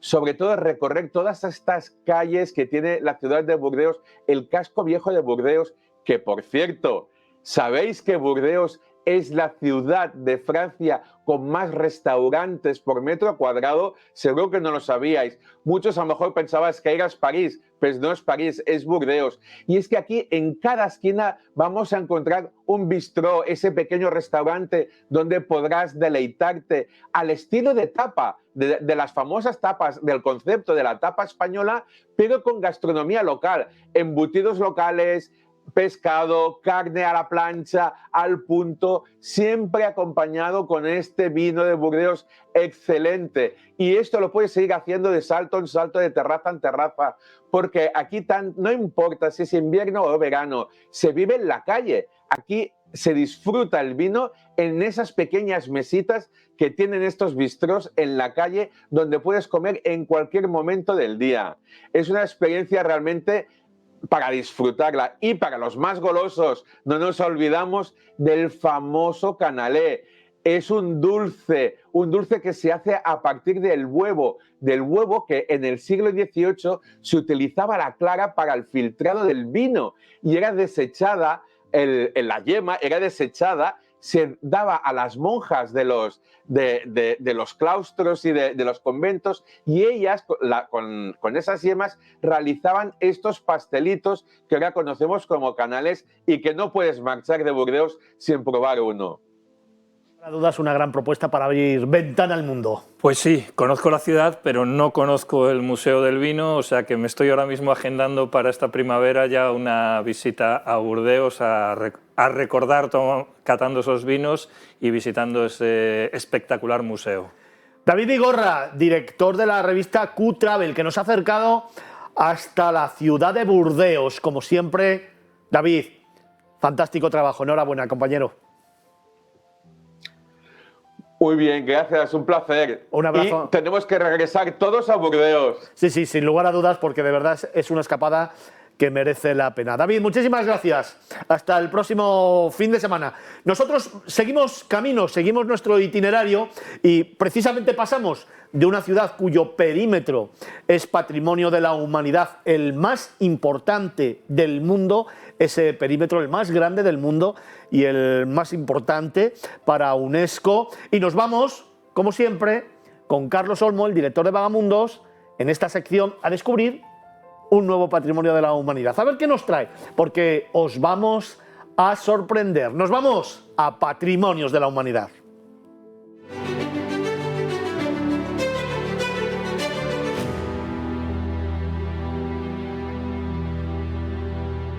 Como os decía, tenemos una gran sorpresa en este Patrimonio de la Humanidad. Imaginaros, 2 kilómetros, algo más de 2 kilómetros de muralla. Imaginaros, 85 torres y 10 puertas. Imaginaros un patrimonio de la humanidad desde el año 2000. Nos vamos a Lugo. Las murallas de Lugo se construyeron a finales del siglo III para defender la ciudad romana de Lucus. Todo el circuito sobrevive intacto y es el mejor ejemplo de fortificaciones romanas tardías en Europa occidental. Las murallas de Lugo son un excepcional legado arquitectónico, arqueológico y constructivo de la ingeniería romana y datan de los siglos III y IV después de Cristo. Los muros están construidos con paramentos interiores y exteriores de piedra de pizarra con granito, con un relleno central de un conglomerado de losas de pizarra y trozos de piedra labrada entrelazadas con mortero de cal. Su longitud total es de 2.117 metros en forma de rectángulo oblongo y ocupa una superficie de 1,68 hectáreas que contienen el casco viejo de Lugo. Su altura varía entre 8 y 10 metros con una anchura de 4,2, llegando a los 7 metros en algunas zonas puntuales. Las murallas romanas de Lugo aún conservan 85 torres exteriores, 10 puertas, 5 son originales y 5 abiertas en época moderna, 4 escaleras y 2 rampas que dan acceso a la pasarela de remate de las murallas, una interior y la otra exterior. Estaba precisamente viendo el reportaje, estaba viendo las imágenes y lo comentaba con Carlos Olmo, el director de Vagamundos, nuestro gran especialista en patrimonios de la humanidad, una de las personas que más sabe en esta materia en el mundo, y le decía, vaya pasada, ¿eh? Sí, obviamente el tamaño no tiene nada que ver, por ejemplo, con lo que acabamos de comentar de Burdeos, ¿no? Que prácticamente la mitad de la ciudad de Burdeos, más de 100 hectáreas, son patrimonio de la humanidad. Aquí estamos hablando de 1,6 hectáreas, 17.000 metros cuadrados. Pero que la muralla haya sobrevivido durante, pues desde el siglo III, terminada en el siglo IV, hasta el XXI, en todo su entorno, tiene mucho mérito, porque sí que es cierto que la muralla original tenía 5 puertas y evidentemente para poder permitir crecer a la ciudad de Lugo y respirar, pues se abrieron 5 puertas más, lo que lleva a un total de 10 puertas, pero se conserva el perímetro completo. Muy pocas ciudades pueden presumir de eso. Claro, un perímetro que además son más de 2 kilómetros. Sí. Es que esto es lo verdaderamente impresionante, ¿no? 2.117 metros, que yo siempre que voy a Lugo, lo primero que hago por la mañana, antes de desayunar siquiera, es darme la vuelta completa a la ciudad, porque es algo que es un viaje en el tiempo. Piensas que estás caminando por el adarve de una muralla que en muchos sitios tiene 10 metros de altura, llega hasta 12 en algunas zonas. Y también el ancho es variable, va desde 4 metros, que ya es bastante, hasta 7 metros en algunas zonas. Entonces, bueno, pues vas recorriendo todo lo que es la historia de la ciudad, esa Lucus, que tiene una fiesta que es Ardelucus, que hacen todos los años, que yo recomiendo a nuestros espectadores que si pueden visitar Lugo en ese momento, es una celebración muy especial, con hogueras. Y bueno, y además también hay una noticia reciente, y es que un mural callejero que está justo enfrente de la muralla fue nombrado hace poco el mejor mural del mundo y representa a Julio César, que curiosamente no tuvo nada que ver con la construcción de la muralla de Lugo porque es anterior en el tiempo, pero ese mural representa a Julio César mirando a la muralla de Lugo y ha sido nombrado mejor mural del mundo por un muralista gallego. Fue conjunto histórico-artístico en 1973, ya en el 2000 se nombra Patrimonio de la Humanidad, pero es que además una de las cosas que a mí me sorprende de esta muralla es precisamente que se ha convertido en lugar de encuentro de los lucenses, pero también de muchísima gente que va allí, pero también en uso y disfrute precisamente para determinadas romerías, para determinadas fiestas, para determinados momentos del año en esta ciudad que es bien pequeñita, que es como una cajita de bombones, pero que es espectacular recorrerla, sobre todo intramuros. Sí, y hay que pensar también que es un punto clave también del Camino Santiago Primitivo. Eso es. De hecho, yo cuando hice el Camino Santiago Primitivo, en principio iba a pasar una sola noche en Lugo, pero había tenido algún incidente en la etapa previa del camino y necesitaba descansar, con lo cual hablé con el hospitalero del albergue y le dije, oye, ¿te importa si me quedo una noche más? Y me dijo, no, ningún problema, era temporada baja, era a finales de septiembre, y disfrutar los paseos nocturnos por Lugo le añaden un encanto enorme a la ciudad, porque tanto la muralla como la ciudad vieja, ese casco histórico recoleto pequeño, están muy bien iluminadas. Llueve, por supuesto, lo cual le añade todavía más encanto, esa pátina del brillo del agua sobre el empedrado, las losas. Y bueno, históricamente el eslogan turístico más conocido de Lugo era para comer Lugo. Los gallegos vamos mucho a Lugo a comer. En toda Galicia se come bien, pero Lugo sin ninguna duda tiene también un punto especial en lo que es su gastronomía. Oye, Carlos, ya sabes que a mí me gusta siempre preguntarte ese lugar casi secreto para ti de esta muralla de Lugo, Patrimonio UNESCO desde el año 2000. Bueno, lo que comentaba antes. A las 8 de la mañana, dependiendo de la época del año, ¿no? Ahora estamos ya acercándonos a la primavera, amanece más o menos 8 y algo.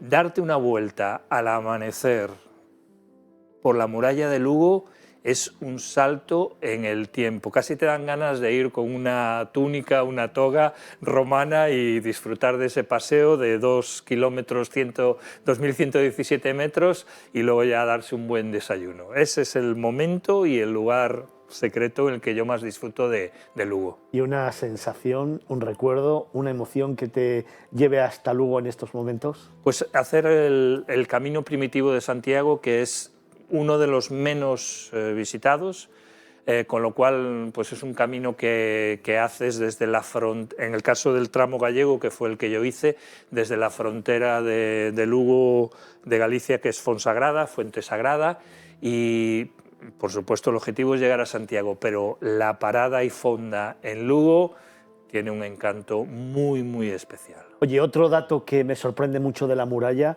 es esa altura que tiene, ¿no? Entre 8 y 10 metros, y luego el ancho que tiene, que son entre 4,5 metros e en algunos lugares hasta 7 metros. Sí, y además prácticamente en todo lo que es el entorno de la muralla se ha mantenido lo que se llama en latín originalmente el intervalum, que es el espacio interior que hay entre las edificaciones.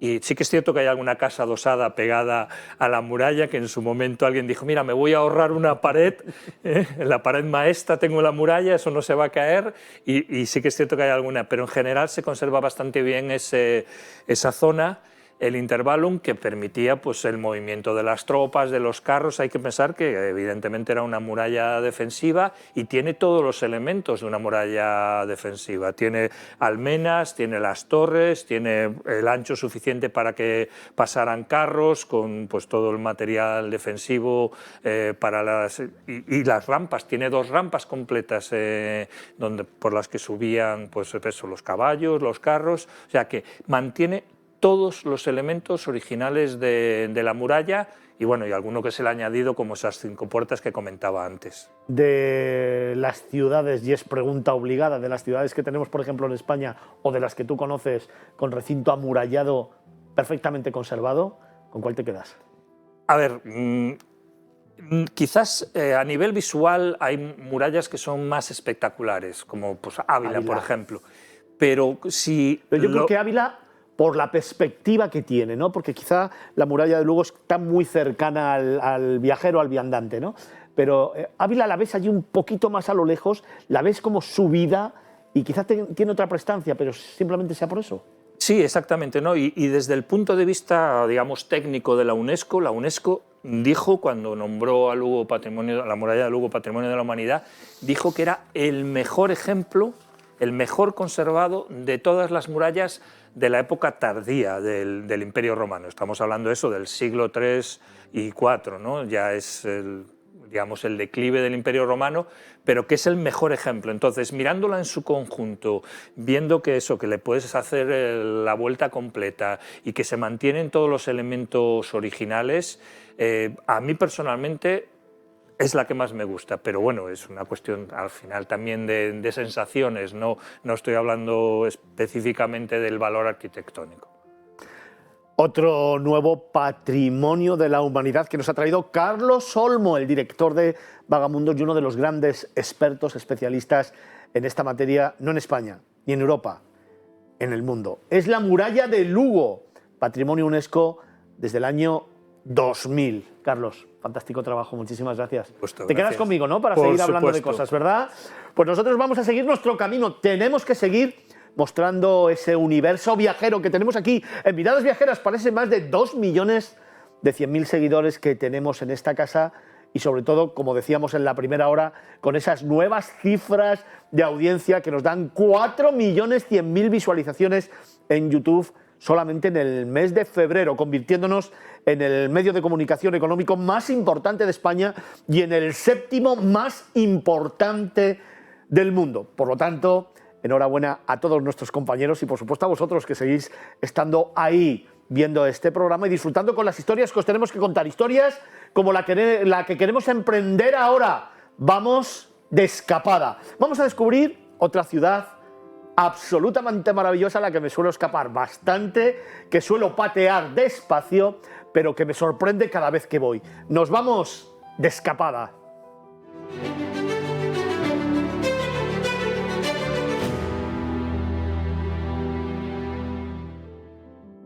Una ciudad que lo tiene todo. Es un crisol de culturas donde han dejado su impronta a través de los siglos muchas civilizaciones y que se ve patente precisamente en sus calles, en sus plazas y en su propia fisonomía. Una ciudad de gastronomía, una ciudad de religión, una ciudad de tradiciones, de folclore y una ciudad en la que su patrimonio, su cultura y sus gentes son extraordinarias. Nos vamos de escapada hoy a Zaragoza.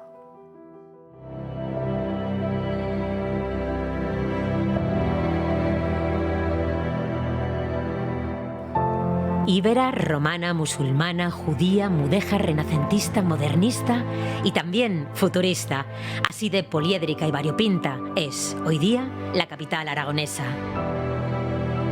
Con el cambio de siglo y milenio, Zaragoza dio un salto a la modernidad, a toda velocidad.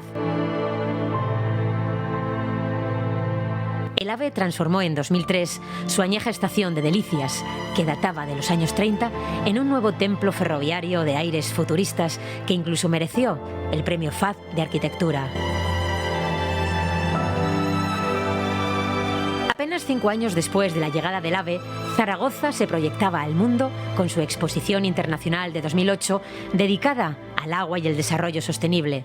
Su legado fue el Parque del Agua Luis Buñuel, que con sus 120 hectáreas constituye un pulmón verde y un espacio lúdico para todo tipo de público, con una variada oferta de ocio. El futuro llegó a orillas del Ebro, el histórico río que la cruza con 2 impresionantes puentes, el del tercer milenio y el Pabellón Puente, curiosos contrapuntos a su puente de piedra del siglo XV, como curioso lo es también el contraste de 2 de sus grandes centros de exposiciones, la renacentista Lonja del siglo XVI y el geométrico CaixaForum de 2014. También futurista es el tranvía inaugurado en 2013 que cruza la ciudad de norte a sur, desde el Parque Goya a Valdespartera. Nada que ver con los añejos de San Francisco o Lisboa, con un diseño similar al AVE, pero a nivel urbano y con grandes ventanales que permiten admirar la ciudad a lo largo de sus casi 13 kilómetros. Pero mirar hacia adelante, hacia el futuro, no supone borrar las huellas de su historia, como la Basílica del Pilar, la SEO, los restos amurallados de la antigua Casa Aragusta, el Torreón de la Zuda o el Palacio de la Aljafería. Pasado, presente y futuro para gozar de Zaragoza. Una ciudad mimética, desde luego una ciudad de las que merece la pena descubrir y contaros. Recordad que estamos intentando contactar con Alexandra Kudnekova.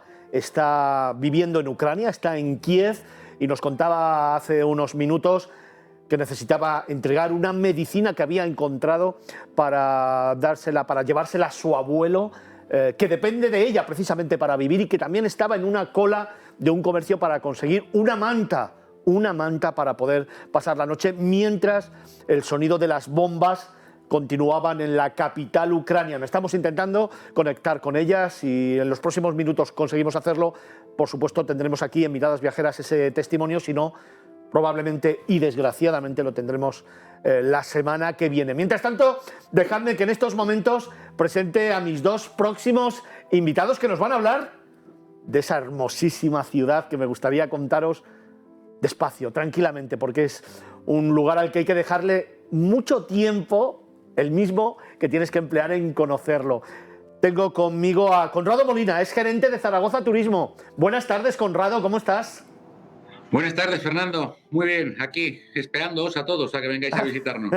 Vamos a hablar un poquito de Zaragoza. También lo vamos a hacer con Manel Antolí, periodista, viajero, tertuliano de Miradas Viajeras, buen amigo y compañero de Fatigas. Manel, buenas tardes. Hola, buenas tardes, Fernando. Vaya destino que tenemos hoy, ¿eh? Vaya destino que tenemos hoy. Y yo no puedo ser objetivo, porque le comentaba a Conrado, con mi madre y mi hermana llamándose Pilar, ¿qué os voy a contar? Es verdad, tienes razón. Bueno, pues hablaremos un poquito de ello. También me sigue acompañando Carlos Olmo, el director de Vagamundos, gran experto en patrimonio de la humanidad, que Zaragoza también lo tiene. Sí, evidentemente. Nombraron el arte mudéjar de Aragón Patrimonio de la Humanidad y Zaragoza, como no, tiene varios ejemplos. Cómo me gusta ir a Zaragoza, cómo me gusta descubrir, cómo me gusta pasear por ella. A mí me la enseñó, claro, mi padre, aragonés de pro, fue el que me enseñó a amar esta ciudad y el que me dejó el legado precisamente no solo de la Pilarica, sino de todo lo que conlleva precisamente esta ciudad. Conrado, una ciudad para disfrutar, pero siempre digo, una ciudad que no hay que ver en una sola ocasión, sino que hay que disfrutar despacio, poco a poco y a la que regresar siempre. La verdad que sí, Fernando. Nuestros visitantes siempre se sorprenden mucho. Somos una, entre comillas, gran desconocida. Y tienes razón, porque hay que perderse en las calles de Zaragoza pues para poder encontrar ese buen sabor, ese palpar como somos los zaragozanos y zaragozanas, que precisamente, independientemente de todo lo que es nuestro patrimonio monumental, gastronómico, cultural, etcétera, para mí es lo más importante. Creo que Zaragoza lo hacemos pues los habitantes de aquí, ese carácter tan especial que tenemos y tan hospitalario.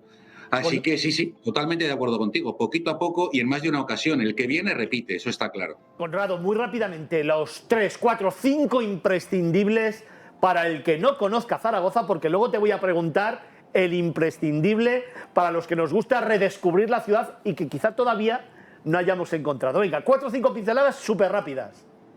Muy rápido. Por supuesto, la Plaza del Pilar, una de las plazas peatonales más grandes de Europa, por no decir la mayor, y además la única con 2 catedrales en activo. La Palacio de la Aljafería, por supuesto, gran desconocido. El palacio musulmán mejor conservado al norte bueno, quiero decir, al sur de Europa. El más al norte de Europa está en Zaragoza, que es la Aljafería. El Mercado Central también es una maravilla, al lado de las ruinas romanas. Por decir alguna otra cosa, el Parque del Agua. El Parque del Agua es fantástico y maravilloso, y el Parque Grande es fantástico y maravilloso, el Parque José Antonio Labordeta, para poder disfrutar dentro de la ciudad de esos pulmones verdes que tenemos. Y pues todo lo que es el paseo desde la entrada sur de Zaragoza, desde Teruel, Valencia, hasta directamente la Basílica de Nuestra Señora del Pilar, esa arteria que recorre la ciudad de sur a norte, en el cual puedes pasear perfectamente en esta ciudad de los 20 minutos, que llegas a cualquier sitio andando en 20 minutos y disfrutándote y mezclándote con los habitantes de aquí, que es lo que creo que para nosotros es lo más... nuestro principal valor, el carácter de zaragozano y cómo intentamos acoger a la gente. Y creo que ya me voy a callar. Párame, Fernando, porque no paro. O sea, soy hablador. Preguntar a Manel, porque claro, nosotros tenemos también nuestros lugares, ¿no? Ese Parque del Milenio o ese Museo del Fuego y de los Bomberos, o Manel, también el Tubo, ¿no? El tubo. Yo un poco en broma diría que a Zaragoza se va a comer por un tubo, con esta expresión tan casera, y la verdad sí que es fascinante. Es sumergirte en él, le llaman el tubo por esa forma tan estrecha de las calles, ese laberinto en el que perderte y ir saltando de tasca en tasca. Yo recuerdo, lo estábamos comentando antes con Conrado, pues sitios como por ejemplo el Champi, donde solo sirven champiñones, un pequeño local, solo sirven champiñones, está siempre abarrotado y te lo sirven en ese palito con 3 champiñones y 2 gambitas, realmente fascinante. Oh, cómo siempre pones la guinda a esa gastronomía de los lugares, cómo me gusta viajar a través de tus palabras y de tus experiencias. Conrado, te amenazaba antes con preguntarte ese lugar desconocido para los que queremos redescubrir la ciudad. ¿Me propones algo? Pues mira, vas a sorprenderte, porque Zaragoza no solamente es la Plaza del Pilar, eso está claro. Tenemos una cantidad de barrios rurales maravillosos, muy cercanos a la ciudad, como estoy pensando ahora mismo en la Cartuja Baja. Pues es una cartuja que en la desamortización de Mendizábal se empezó a utilizar evidentemente para que la gente del mismo barrio, del mismo pueblo viviera. Y ahora mismo estás visitando una cartuja fantástica en el cual estás viendo que está utilizada, tienes la casa del panadero, la casa del carnicero o directamente lo que era la casa del prior o las dependencias del prior, y tienes allí pues un establecimiento hostelero.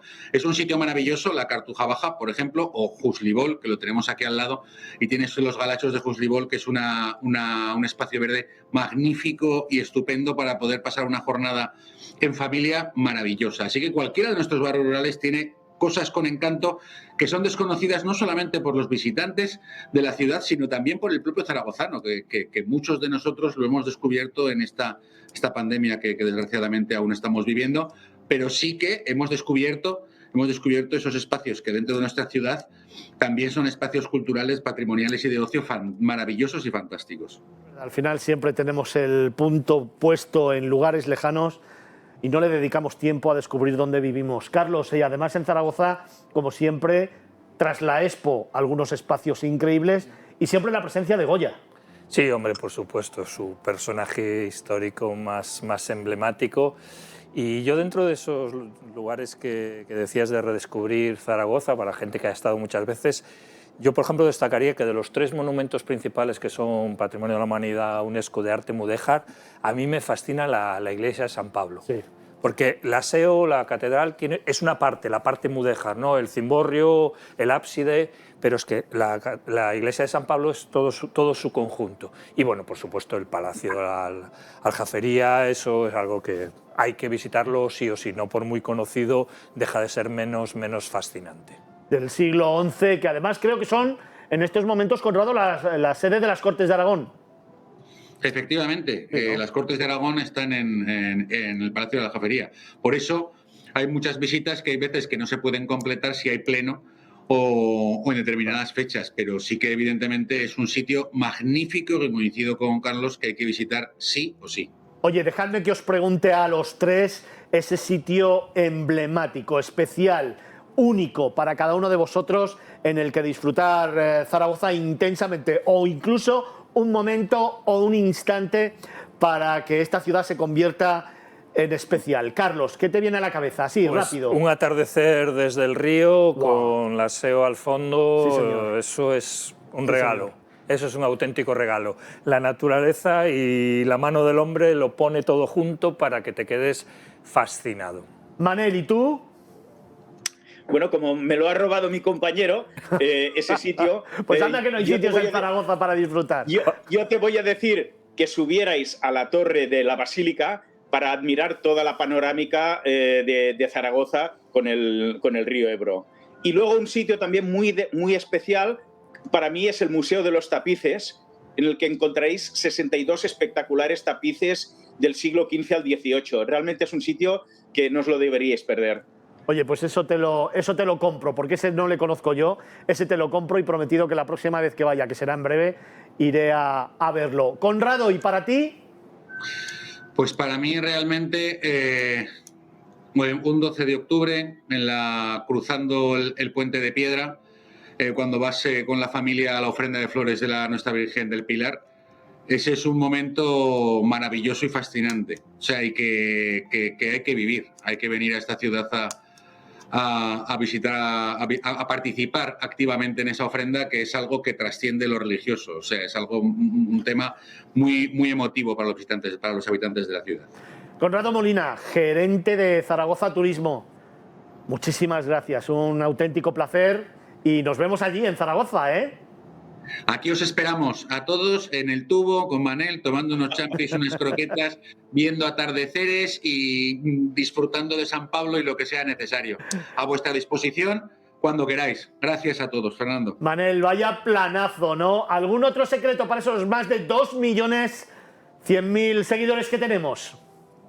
Pues bueno, secreto no sé, pero no sé si es muy conocido. El Museo del Fuego y los Bomberos, que estábamos comentando, inaugurado hace una década, y los niños lo pasarán en grande porque podrán ver detalles, cascos, vestimentas, hay una colección de sellos preciosos y sobre todo en lo que es el claustro encontrarán también vehículos antiguos. Realmente es un sitio distinto dentro de la modernidad que estamos hablando ahora, de ese salto al futuro que ha dado Zaragoza y que yo quiero resaltar prácticamente desde el comienzo del nuevo milenio, con 3 elementos clave que han sido la llegada del AVE en el 2003, la Expo en el 2008 y en el 2013 el tranvía, también un tranvía futurista que cruza la ciudad de norte a sur. Oye, pues mira, estamos montando un planazo en Zaragoza. Primero podemos ir a la ofrenda, luego al museo, luego nos vamos al tubo, nos tomamos en el champi unos champiñones. Carlos, ¿y cómo lo cerramos? Pues lo cerramos pues, en una terracita al borde del río viendo el atardecer. O dando un paseo también, ¿no? También, claro. Claro que sí, descubriendo Zaragoza, ese lugar maravilloso de España que hoy le ha dado vida a esa nueva escapada en Miradas Viajeras Televisión, en Movistar Plus, en Negocios Televisión, para esos más de 2.100.000 telespectadores y esos más de 4 millones de visualizaciones que en YouTube ya tenemos y que nos convierte en el primer medio de comunicación económico de España y el 7º del mundo. Gracias, como siempre, a vosotros, que sois el alma del turismo, el alma de Miradas Viajeras y el alma de nuestro trabajo, de nuestro día a día. Es momento de continuar camino. ¿Y sabéis lo que vamos a hacer? Os vamos a dar un montón de planes.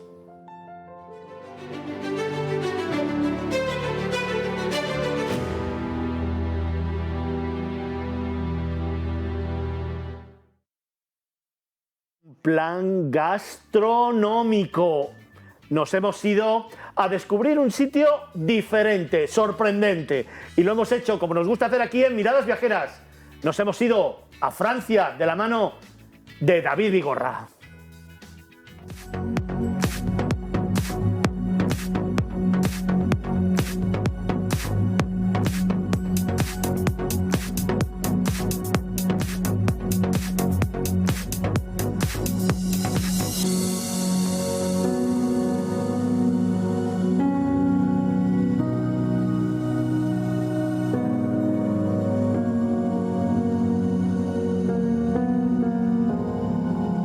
Hoy nos hemos desplazado hasta Narbona en tren de alta velocidad con Renfe SENSEF para disfrutar de una experiencia gastronómica totalmente distinta. Hemos llegado aquí a los Grands Buffets, un espacio gastronómico único en el sur de Francia, en el cual podemos disfrutar de la auténtica cocina francesa en un concepto totalmente distinto. Estamos hablando que este establecimiento tiene 30 años de historia y tiene muchísimo que contar.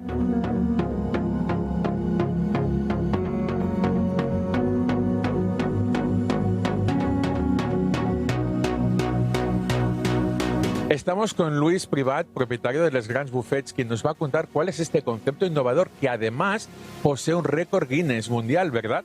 ¿Verdad? Buenos días. Habla de un concepto. Es un concepto, cierto, pero no es un concepto, porque es la continuación de una tradición de la gastronomía francesa y del servicio muy clásico francés. Y no se puede decir verdaderamente que es un concepto muy nuevo, es la continuación de la tradición que proponemos. En Les Grands Buffets encontramos varios espacios dedicados a distintos tipos de producto.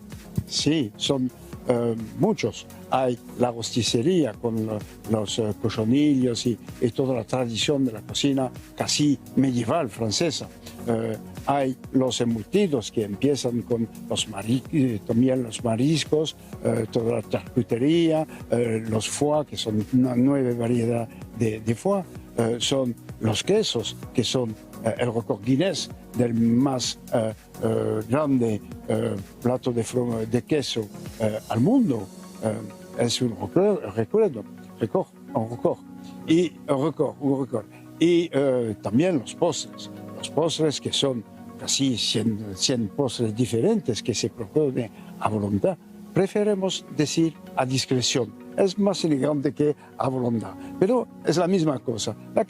La gente puede ver la gran tradición de la pastelería francesa y de los postres helados, con cosas elaboradas por los 7 pasteleros que trabajan diariamente en los Grands Buffets.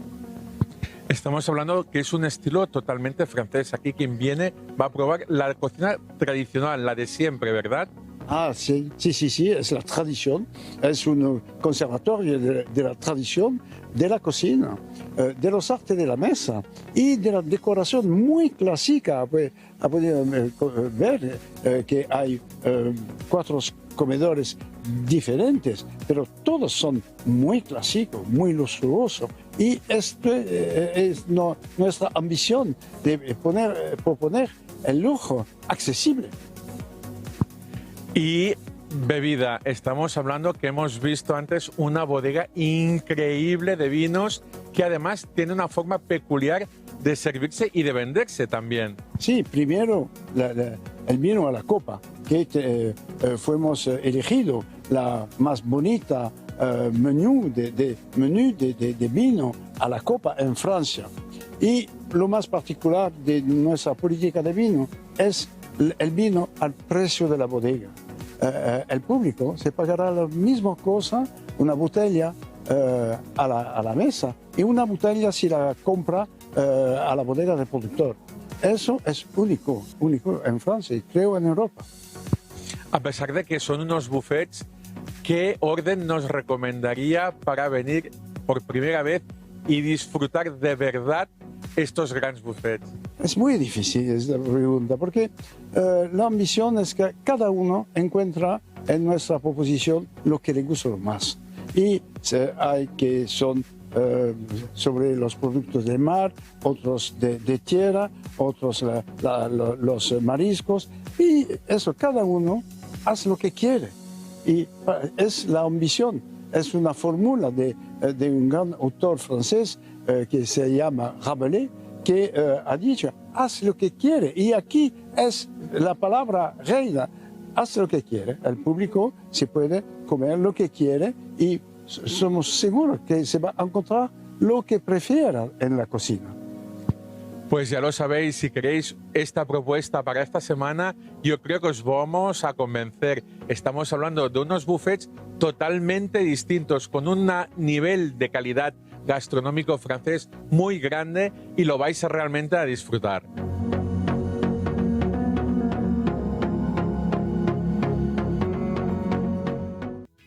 Uno de los planes que queríamos traeros, siempre hablando de gastronomía, pero tenemos muchísimo más. Tenemos 4 planes más que hoy queremos contarte en Miradas Viajeras. El primero de ellos está de moda, Candlelight. Sí, Fernando, unos conciertos maravillosos, como dice su propio nombre. Conciertos a la luz de las velas en Madrid. Y en esta temporada precisamente tiene muchas novedades, porque no solamente vamos a poder escuchar música clásica, como en otros años, sino que también vamos a hacer referencia a otros conciertos y a otras personas como Stevie Wonder, también vamos a poder escuchar a Coldplay y a un montón, a Ludovico Einauduzzi también. Así que Candlelight es uno de los planazos que tenemos que escuchar y que proporcionar, que disfrutar en Madrid este fin de semana. Creo que me va a tocar ir a mí a disfrutar de este plan. Voy a ir precisamente el 18 de marzo por la noche. Igual me veis por ahí disfrutando de este plan. Pero tenemos muchas otras cosas. Y hay uno que me gusta especialmente, es ese Baila lo Loco. ¿Qué es esto? No sabía que tú eras tan bailón, Fernando. Bueno, yo no bailo mucho, pues pero Baila lo Loco, como su propio nombre indica. Me ha encantado esto. Es que es espectacular ir por Madrid y de repente encontrar rutas de bailones que están a su rollo, con auriculares para no molestar a nadie y con unas coreografías fantásticas. Es un planazo para poder disfrutar con amigos, para poder, yo qué sé, celebrar cumpleaños, un montón de cosas. Y es algo que podemos encontrar en Madrid. Baila lo loco, no te lo pierdas. Hemos tenido la oportunidad de hablar con su gerente y que nos cuente un poquito más de qué va esta historia. Imaginaros grupos de 4, 5, 6 personas, 10, 15, porque tiene un máximo de 15 personas que van por las calles con los cascos puestos, escuchando música y dejándose llevar. ¿Tú eres uno de ellos? Si lo eres, apúntate a este plan. Y si no lo eres, también, porque como yo, que no bailo, lo sigues y te diviertes. Pero también nos vamos a ir, por ejemplo, a Rioja Alavesa, a una tierra absolutamente mágica y a uno de los sitios que más me gusta visitar, disfrutar y sobre todo compartir, porque hay un Come Cultura. ¿Qué es esto? Un proyectazo que lleva adelante en Rioja Alavesa, en el corazón de La Rioja de la Guardia, precisamente Villalucía, y que consiste en maridar perfectamente cultura y gastronomía. Fernando, entonces, nosotros nos sentamos en el Villalucía, que tiene una terraza espectacular, y ahí podremos disfrutar de monologuistas, de música en directo. También hacen cenas temáticas a lo largo de todo el verano, y es una forma, como decíamos, de disfrutar de gastronomía que en Miradas Viajeras nos encanta, pero también con ese tic de cultura que también tanto nosotros apoyamos. Ubicarlo bien, esto está en Rioja Alavesa, en la localidad de La Guardia, un pueblo medieval maravilloso cuyo subterráneo está lleno de bodegas tradicionales. Está prohibido el tráfico rodado en la entrada precisamente a las murallas, porque se hundiría el pavimento, con lo cual disfrutar de esta ciudad, del Carillón, de la iglesia de Santa María, disfrutar de absolutamente todos los rincones que ofrecen las callejuelas medievales de un lugar como este, La Guardia, y luego bajaros al Villa Lucía, donde está el Museo del Vino. Villa Lucía es un museo del vino para todas las edades, donde se va a poder disfrutar de una manera interactiva con el mundo del vino. Es ideal para disfrutar en familia, en pareja, con amigos, y si encima te apuntas al Come Cultura y todos los viernes y sábados a las propuestas que hace a nivel cultural, a nivel de conciertos, a nivel de humor, a nivel gastronómico, pues te aseguro que lo vas a pasar bomba. Y acuérdate que estamos también en el mes de marzo, acabamos de empezar tercer mes, y claro, Paloma, es tiempo de fallas. La semana pasada hablábamos de febrero, ay, que no me salen, de carnavales. Pues esta semana, olor a pólvora, ¿no? Olor a pólvora, mucho fuego, mucho color, y tenemos que celebrar fallas. Ya el año pasado se hizo solamente a medio gas, el año anterior no tuvimos fallas, y yo creo que ha llegado el momento de disfrutar de las fallas, de conocer las fallas, porque es un casi patrimonio, ahora que tenemos aquí a Carlos, que tenemos que llevar adelante y sacar pecho a los españoles. Y este año, sí o sí, Fernando, tenemos que invitar a todos nuestros seguidores a que disfruten y conozcan, aquellos que no las conocen, las fallas. Venga, pues vamos a recordar los 4 planes que os hemos traído hoy a Miradas Viajeras. El primero de ellos. Pues hemos hablado de Candlelight, conciertos a la luz de las velas. El segundo de maravillosos ellos. Y súper románticos.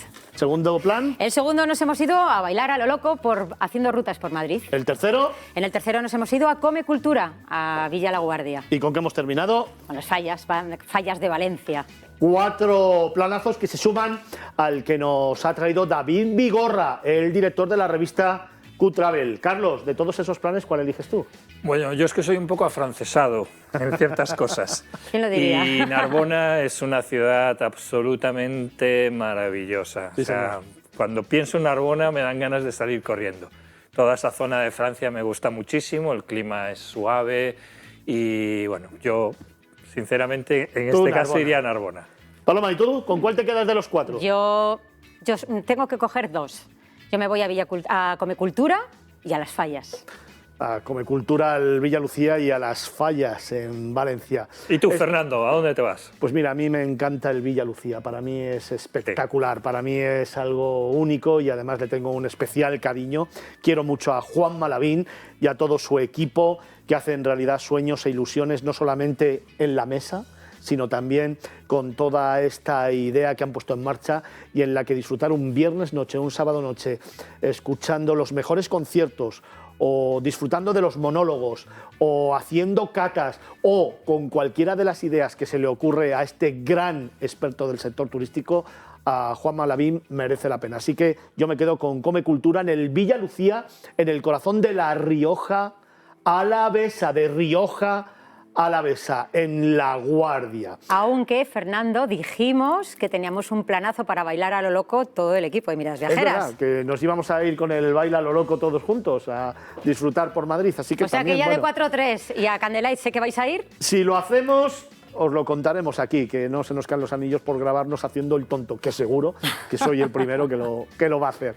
Muchísimas gracias a todos por habernos seguido en estas 2 horas de programa, unas 2 horas nuevas con itinerarios, con ilusión, con vida, pero siempre con el recuerdo puesto en Ucrania. No hemos podido contactar con Alessandra, la situación es muy compleja, nos ha mandado varios mensajes diciendo que en estos momentos se seguían escuchando los bombardeos, los estallidos de las bombas cayendo sobre Kiev y por lo tanto vamos a respetar ese miedo con el que nos ha escrito y nos ha mandado varios mensajes de voz diciendo que lo que ahora mismo más le importaba, después de haber conseguido llevar la medicina a su abuelo y la manta, era refugiarse para intentar salvar la vida. Esa es la realidad que estamos viviendo en estos momentos en Ucrania y esto es lo que realmente, o en esto es en lo que realmente tenemos que poner el foco. Sin embargo, la vida continúa y nosotros tenemos que seguir aquí en Miradas Viajeras, en Negocios Televisión y en Movistar Plus. Así que gracias por continuar a nuestro lado y el próximo fin de semana más historias, más relatos, más momentos e instantes. Gracias por estar ahí.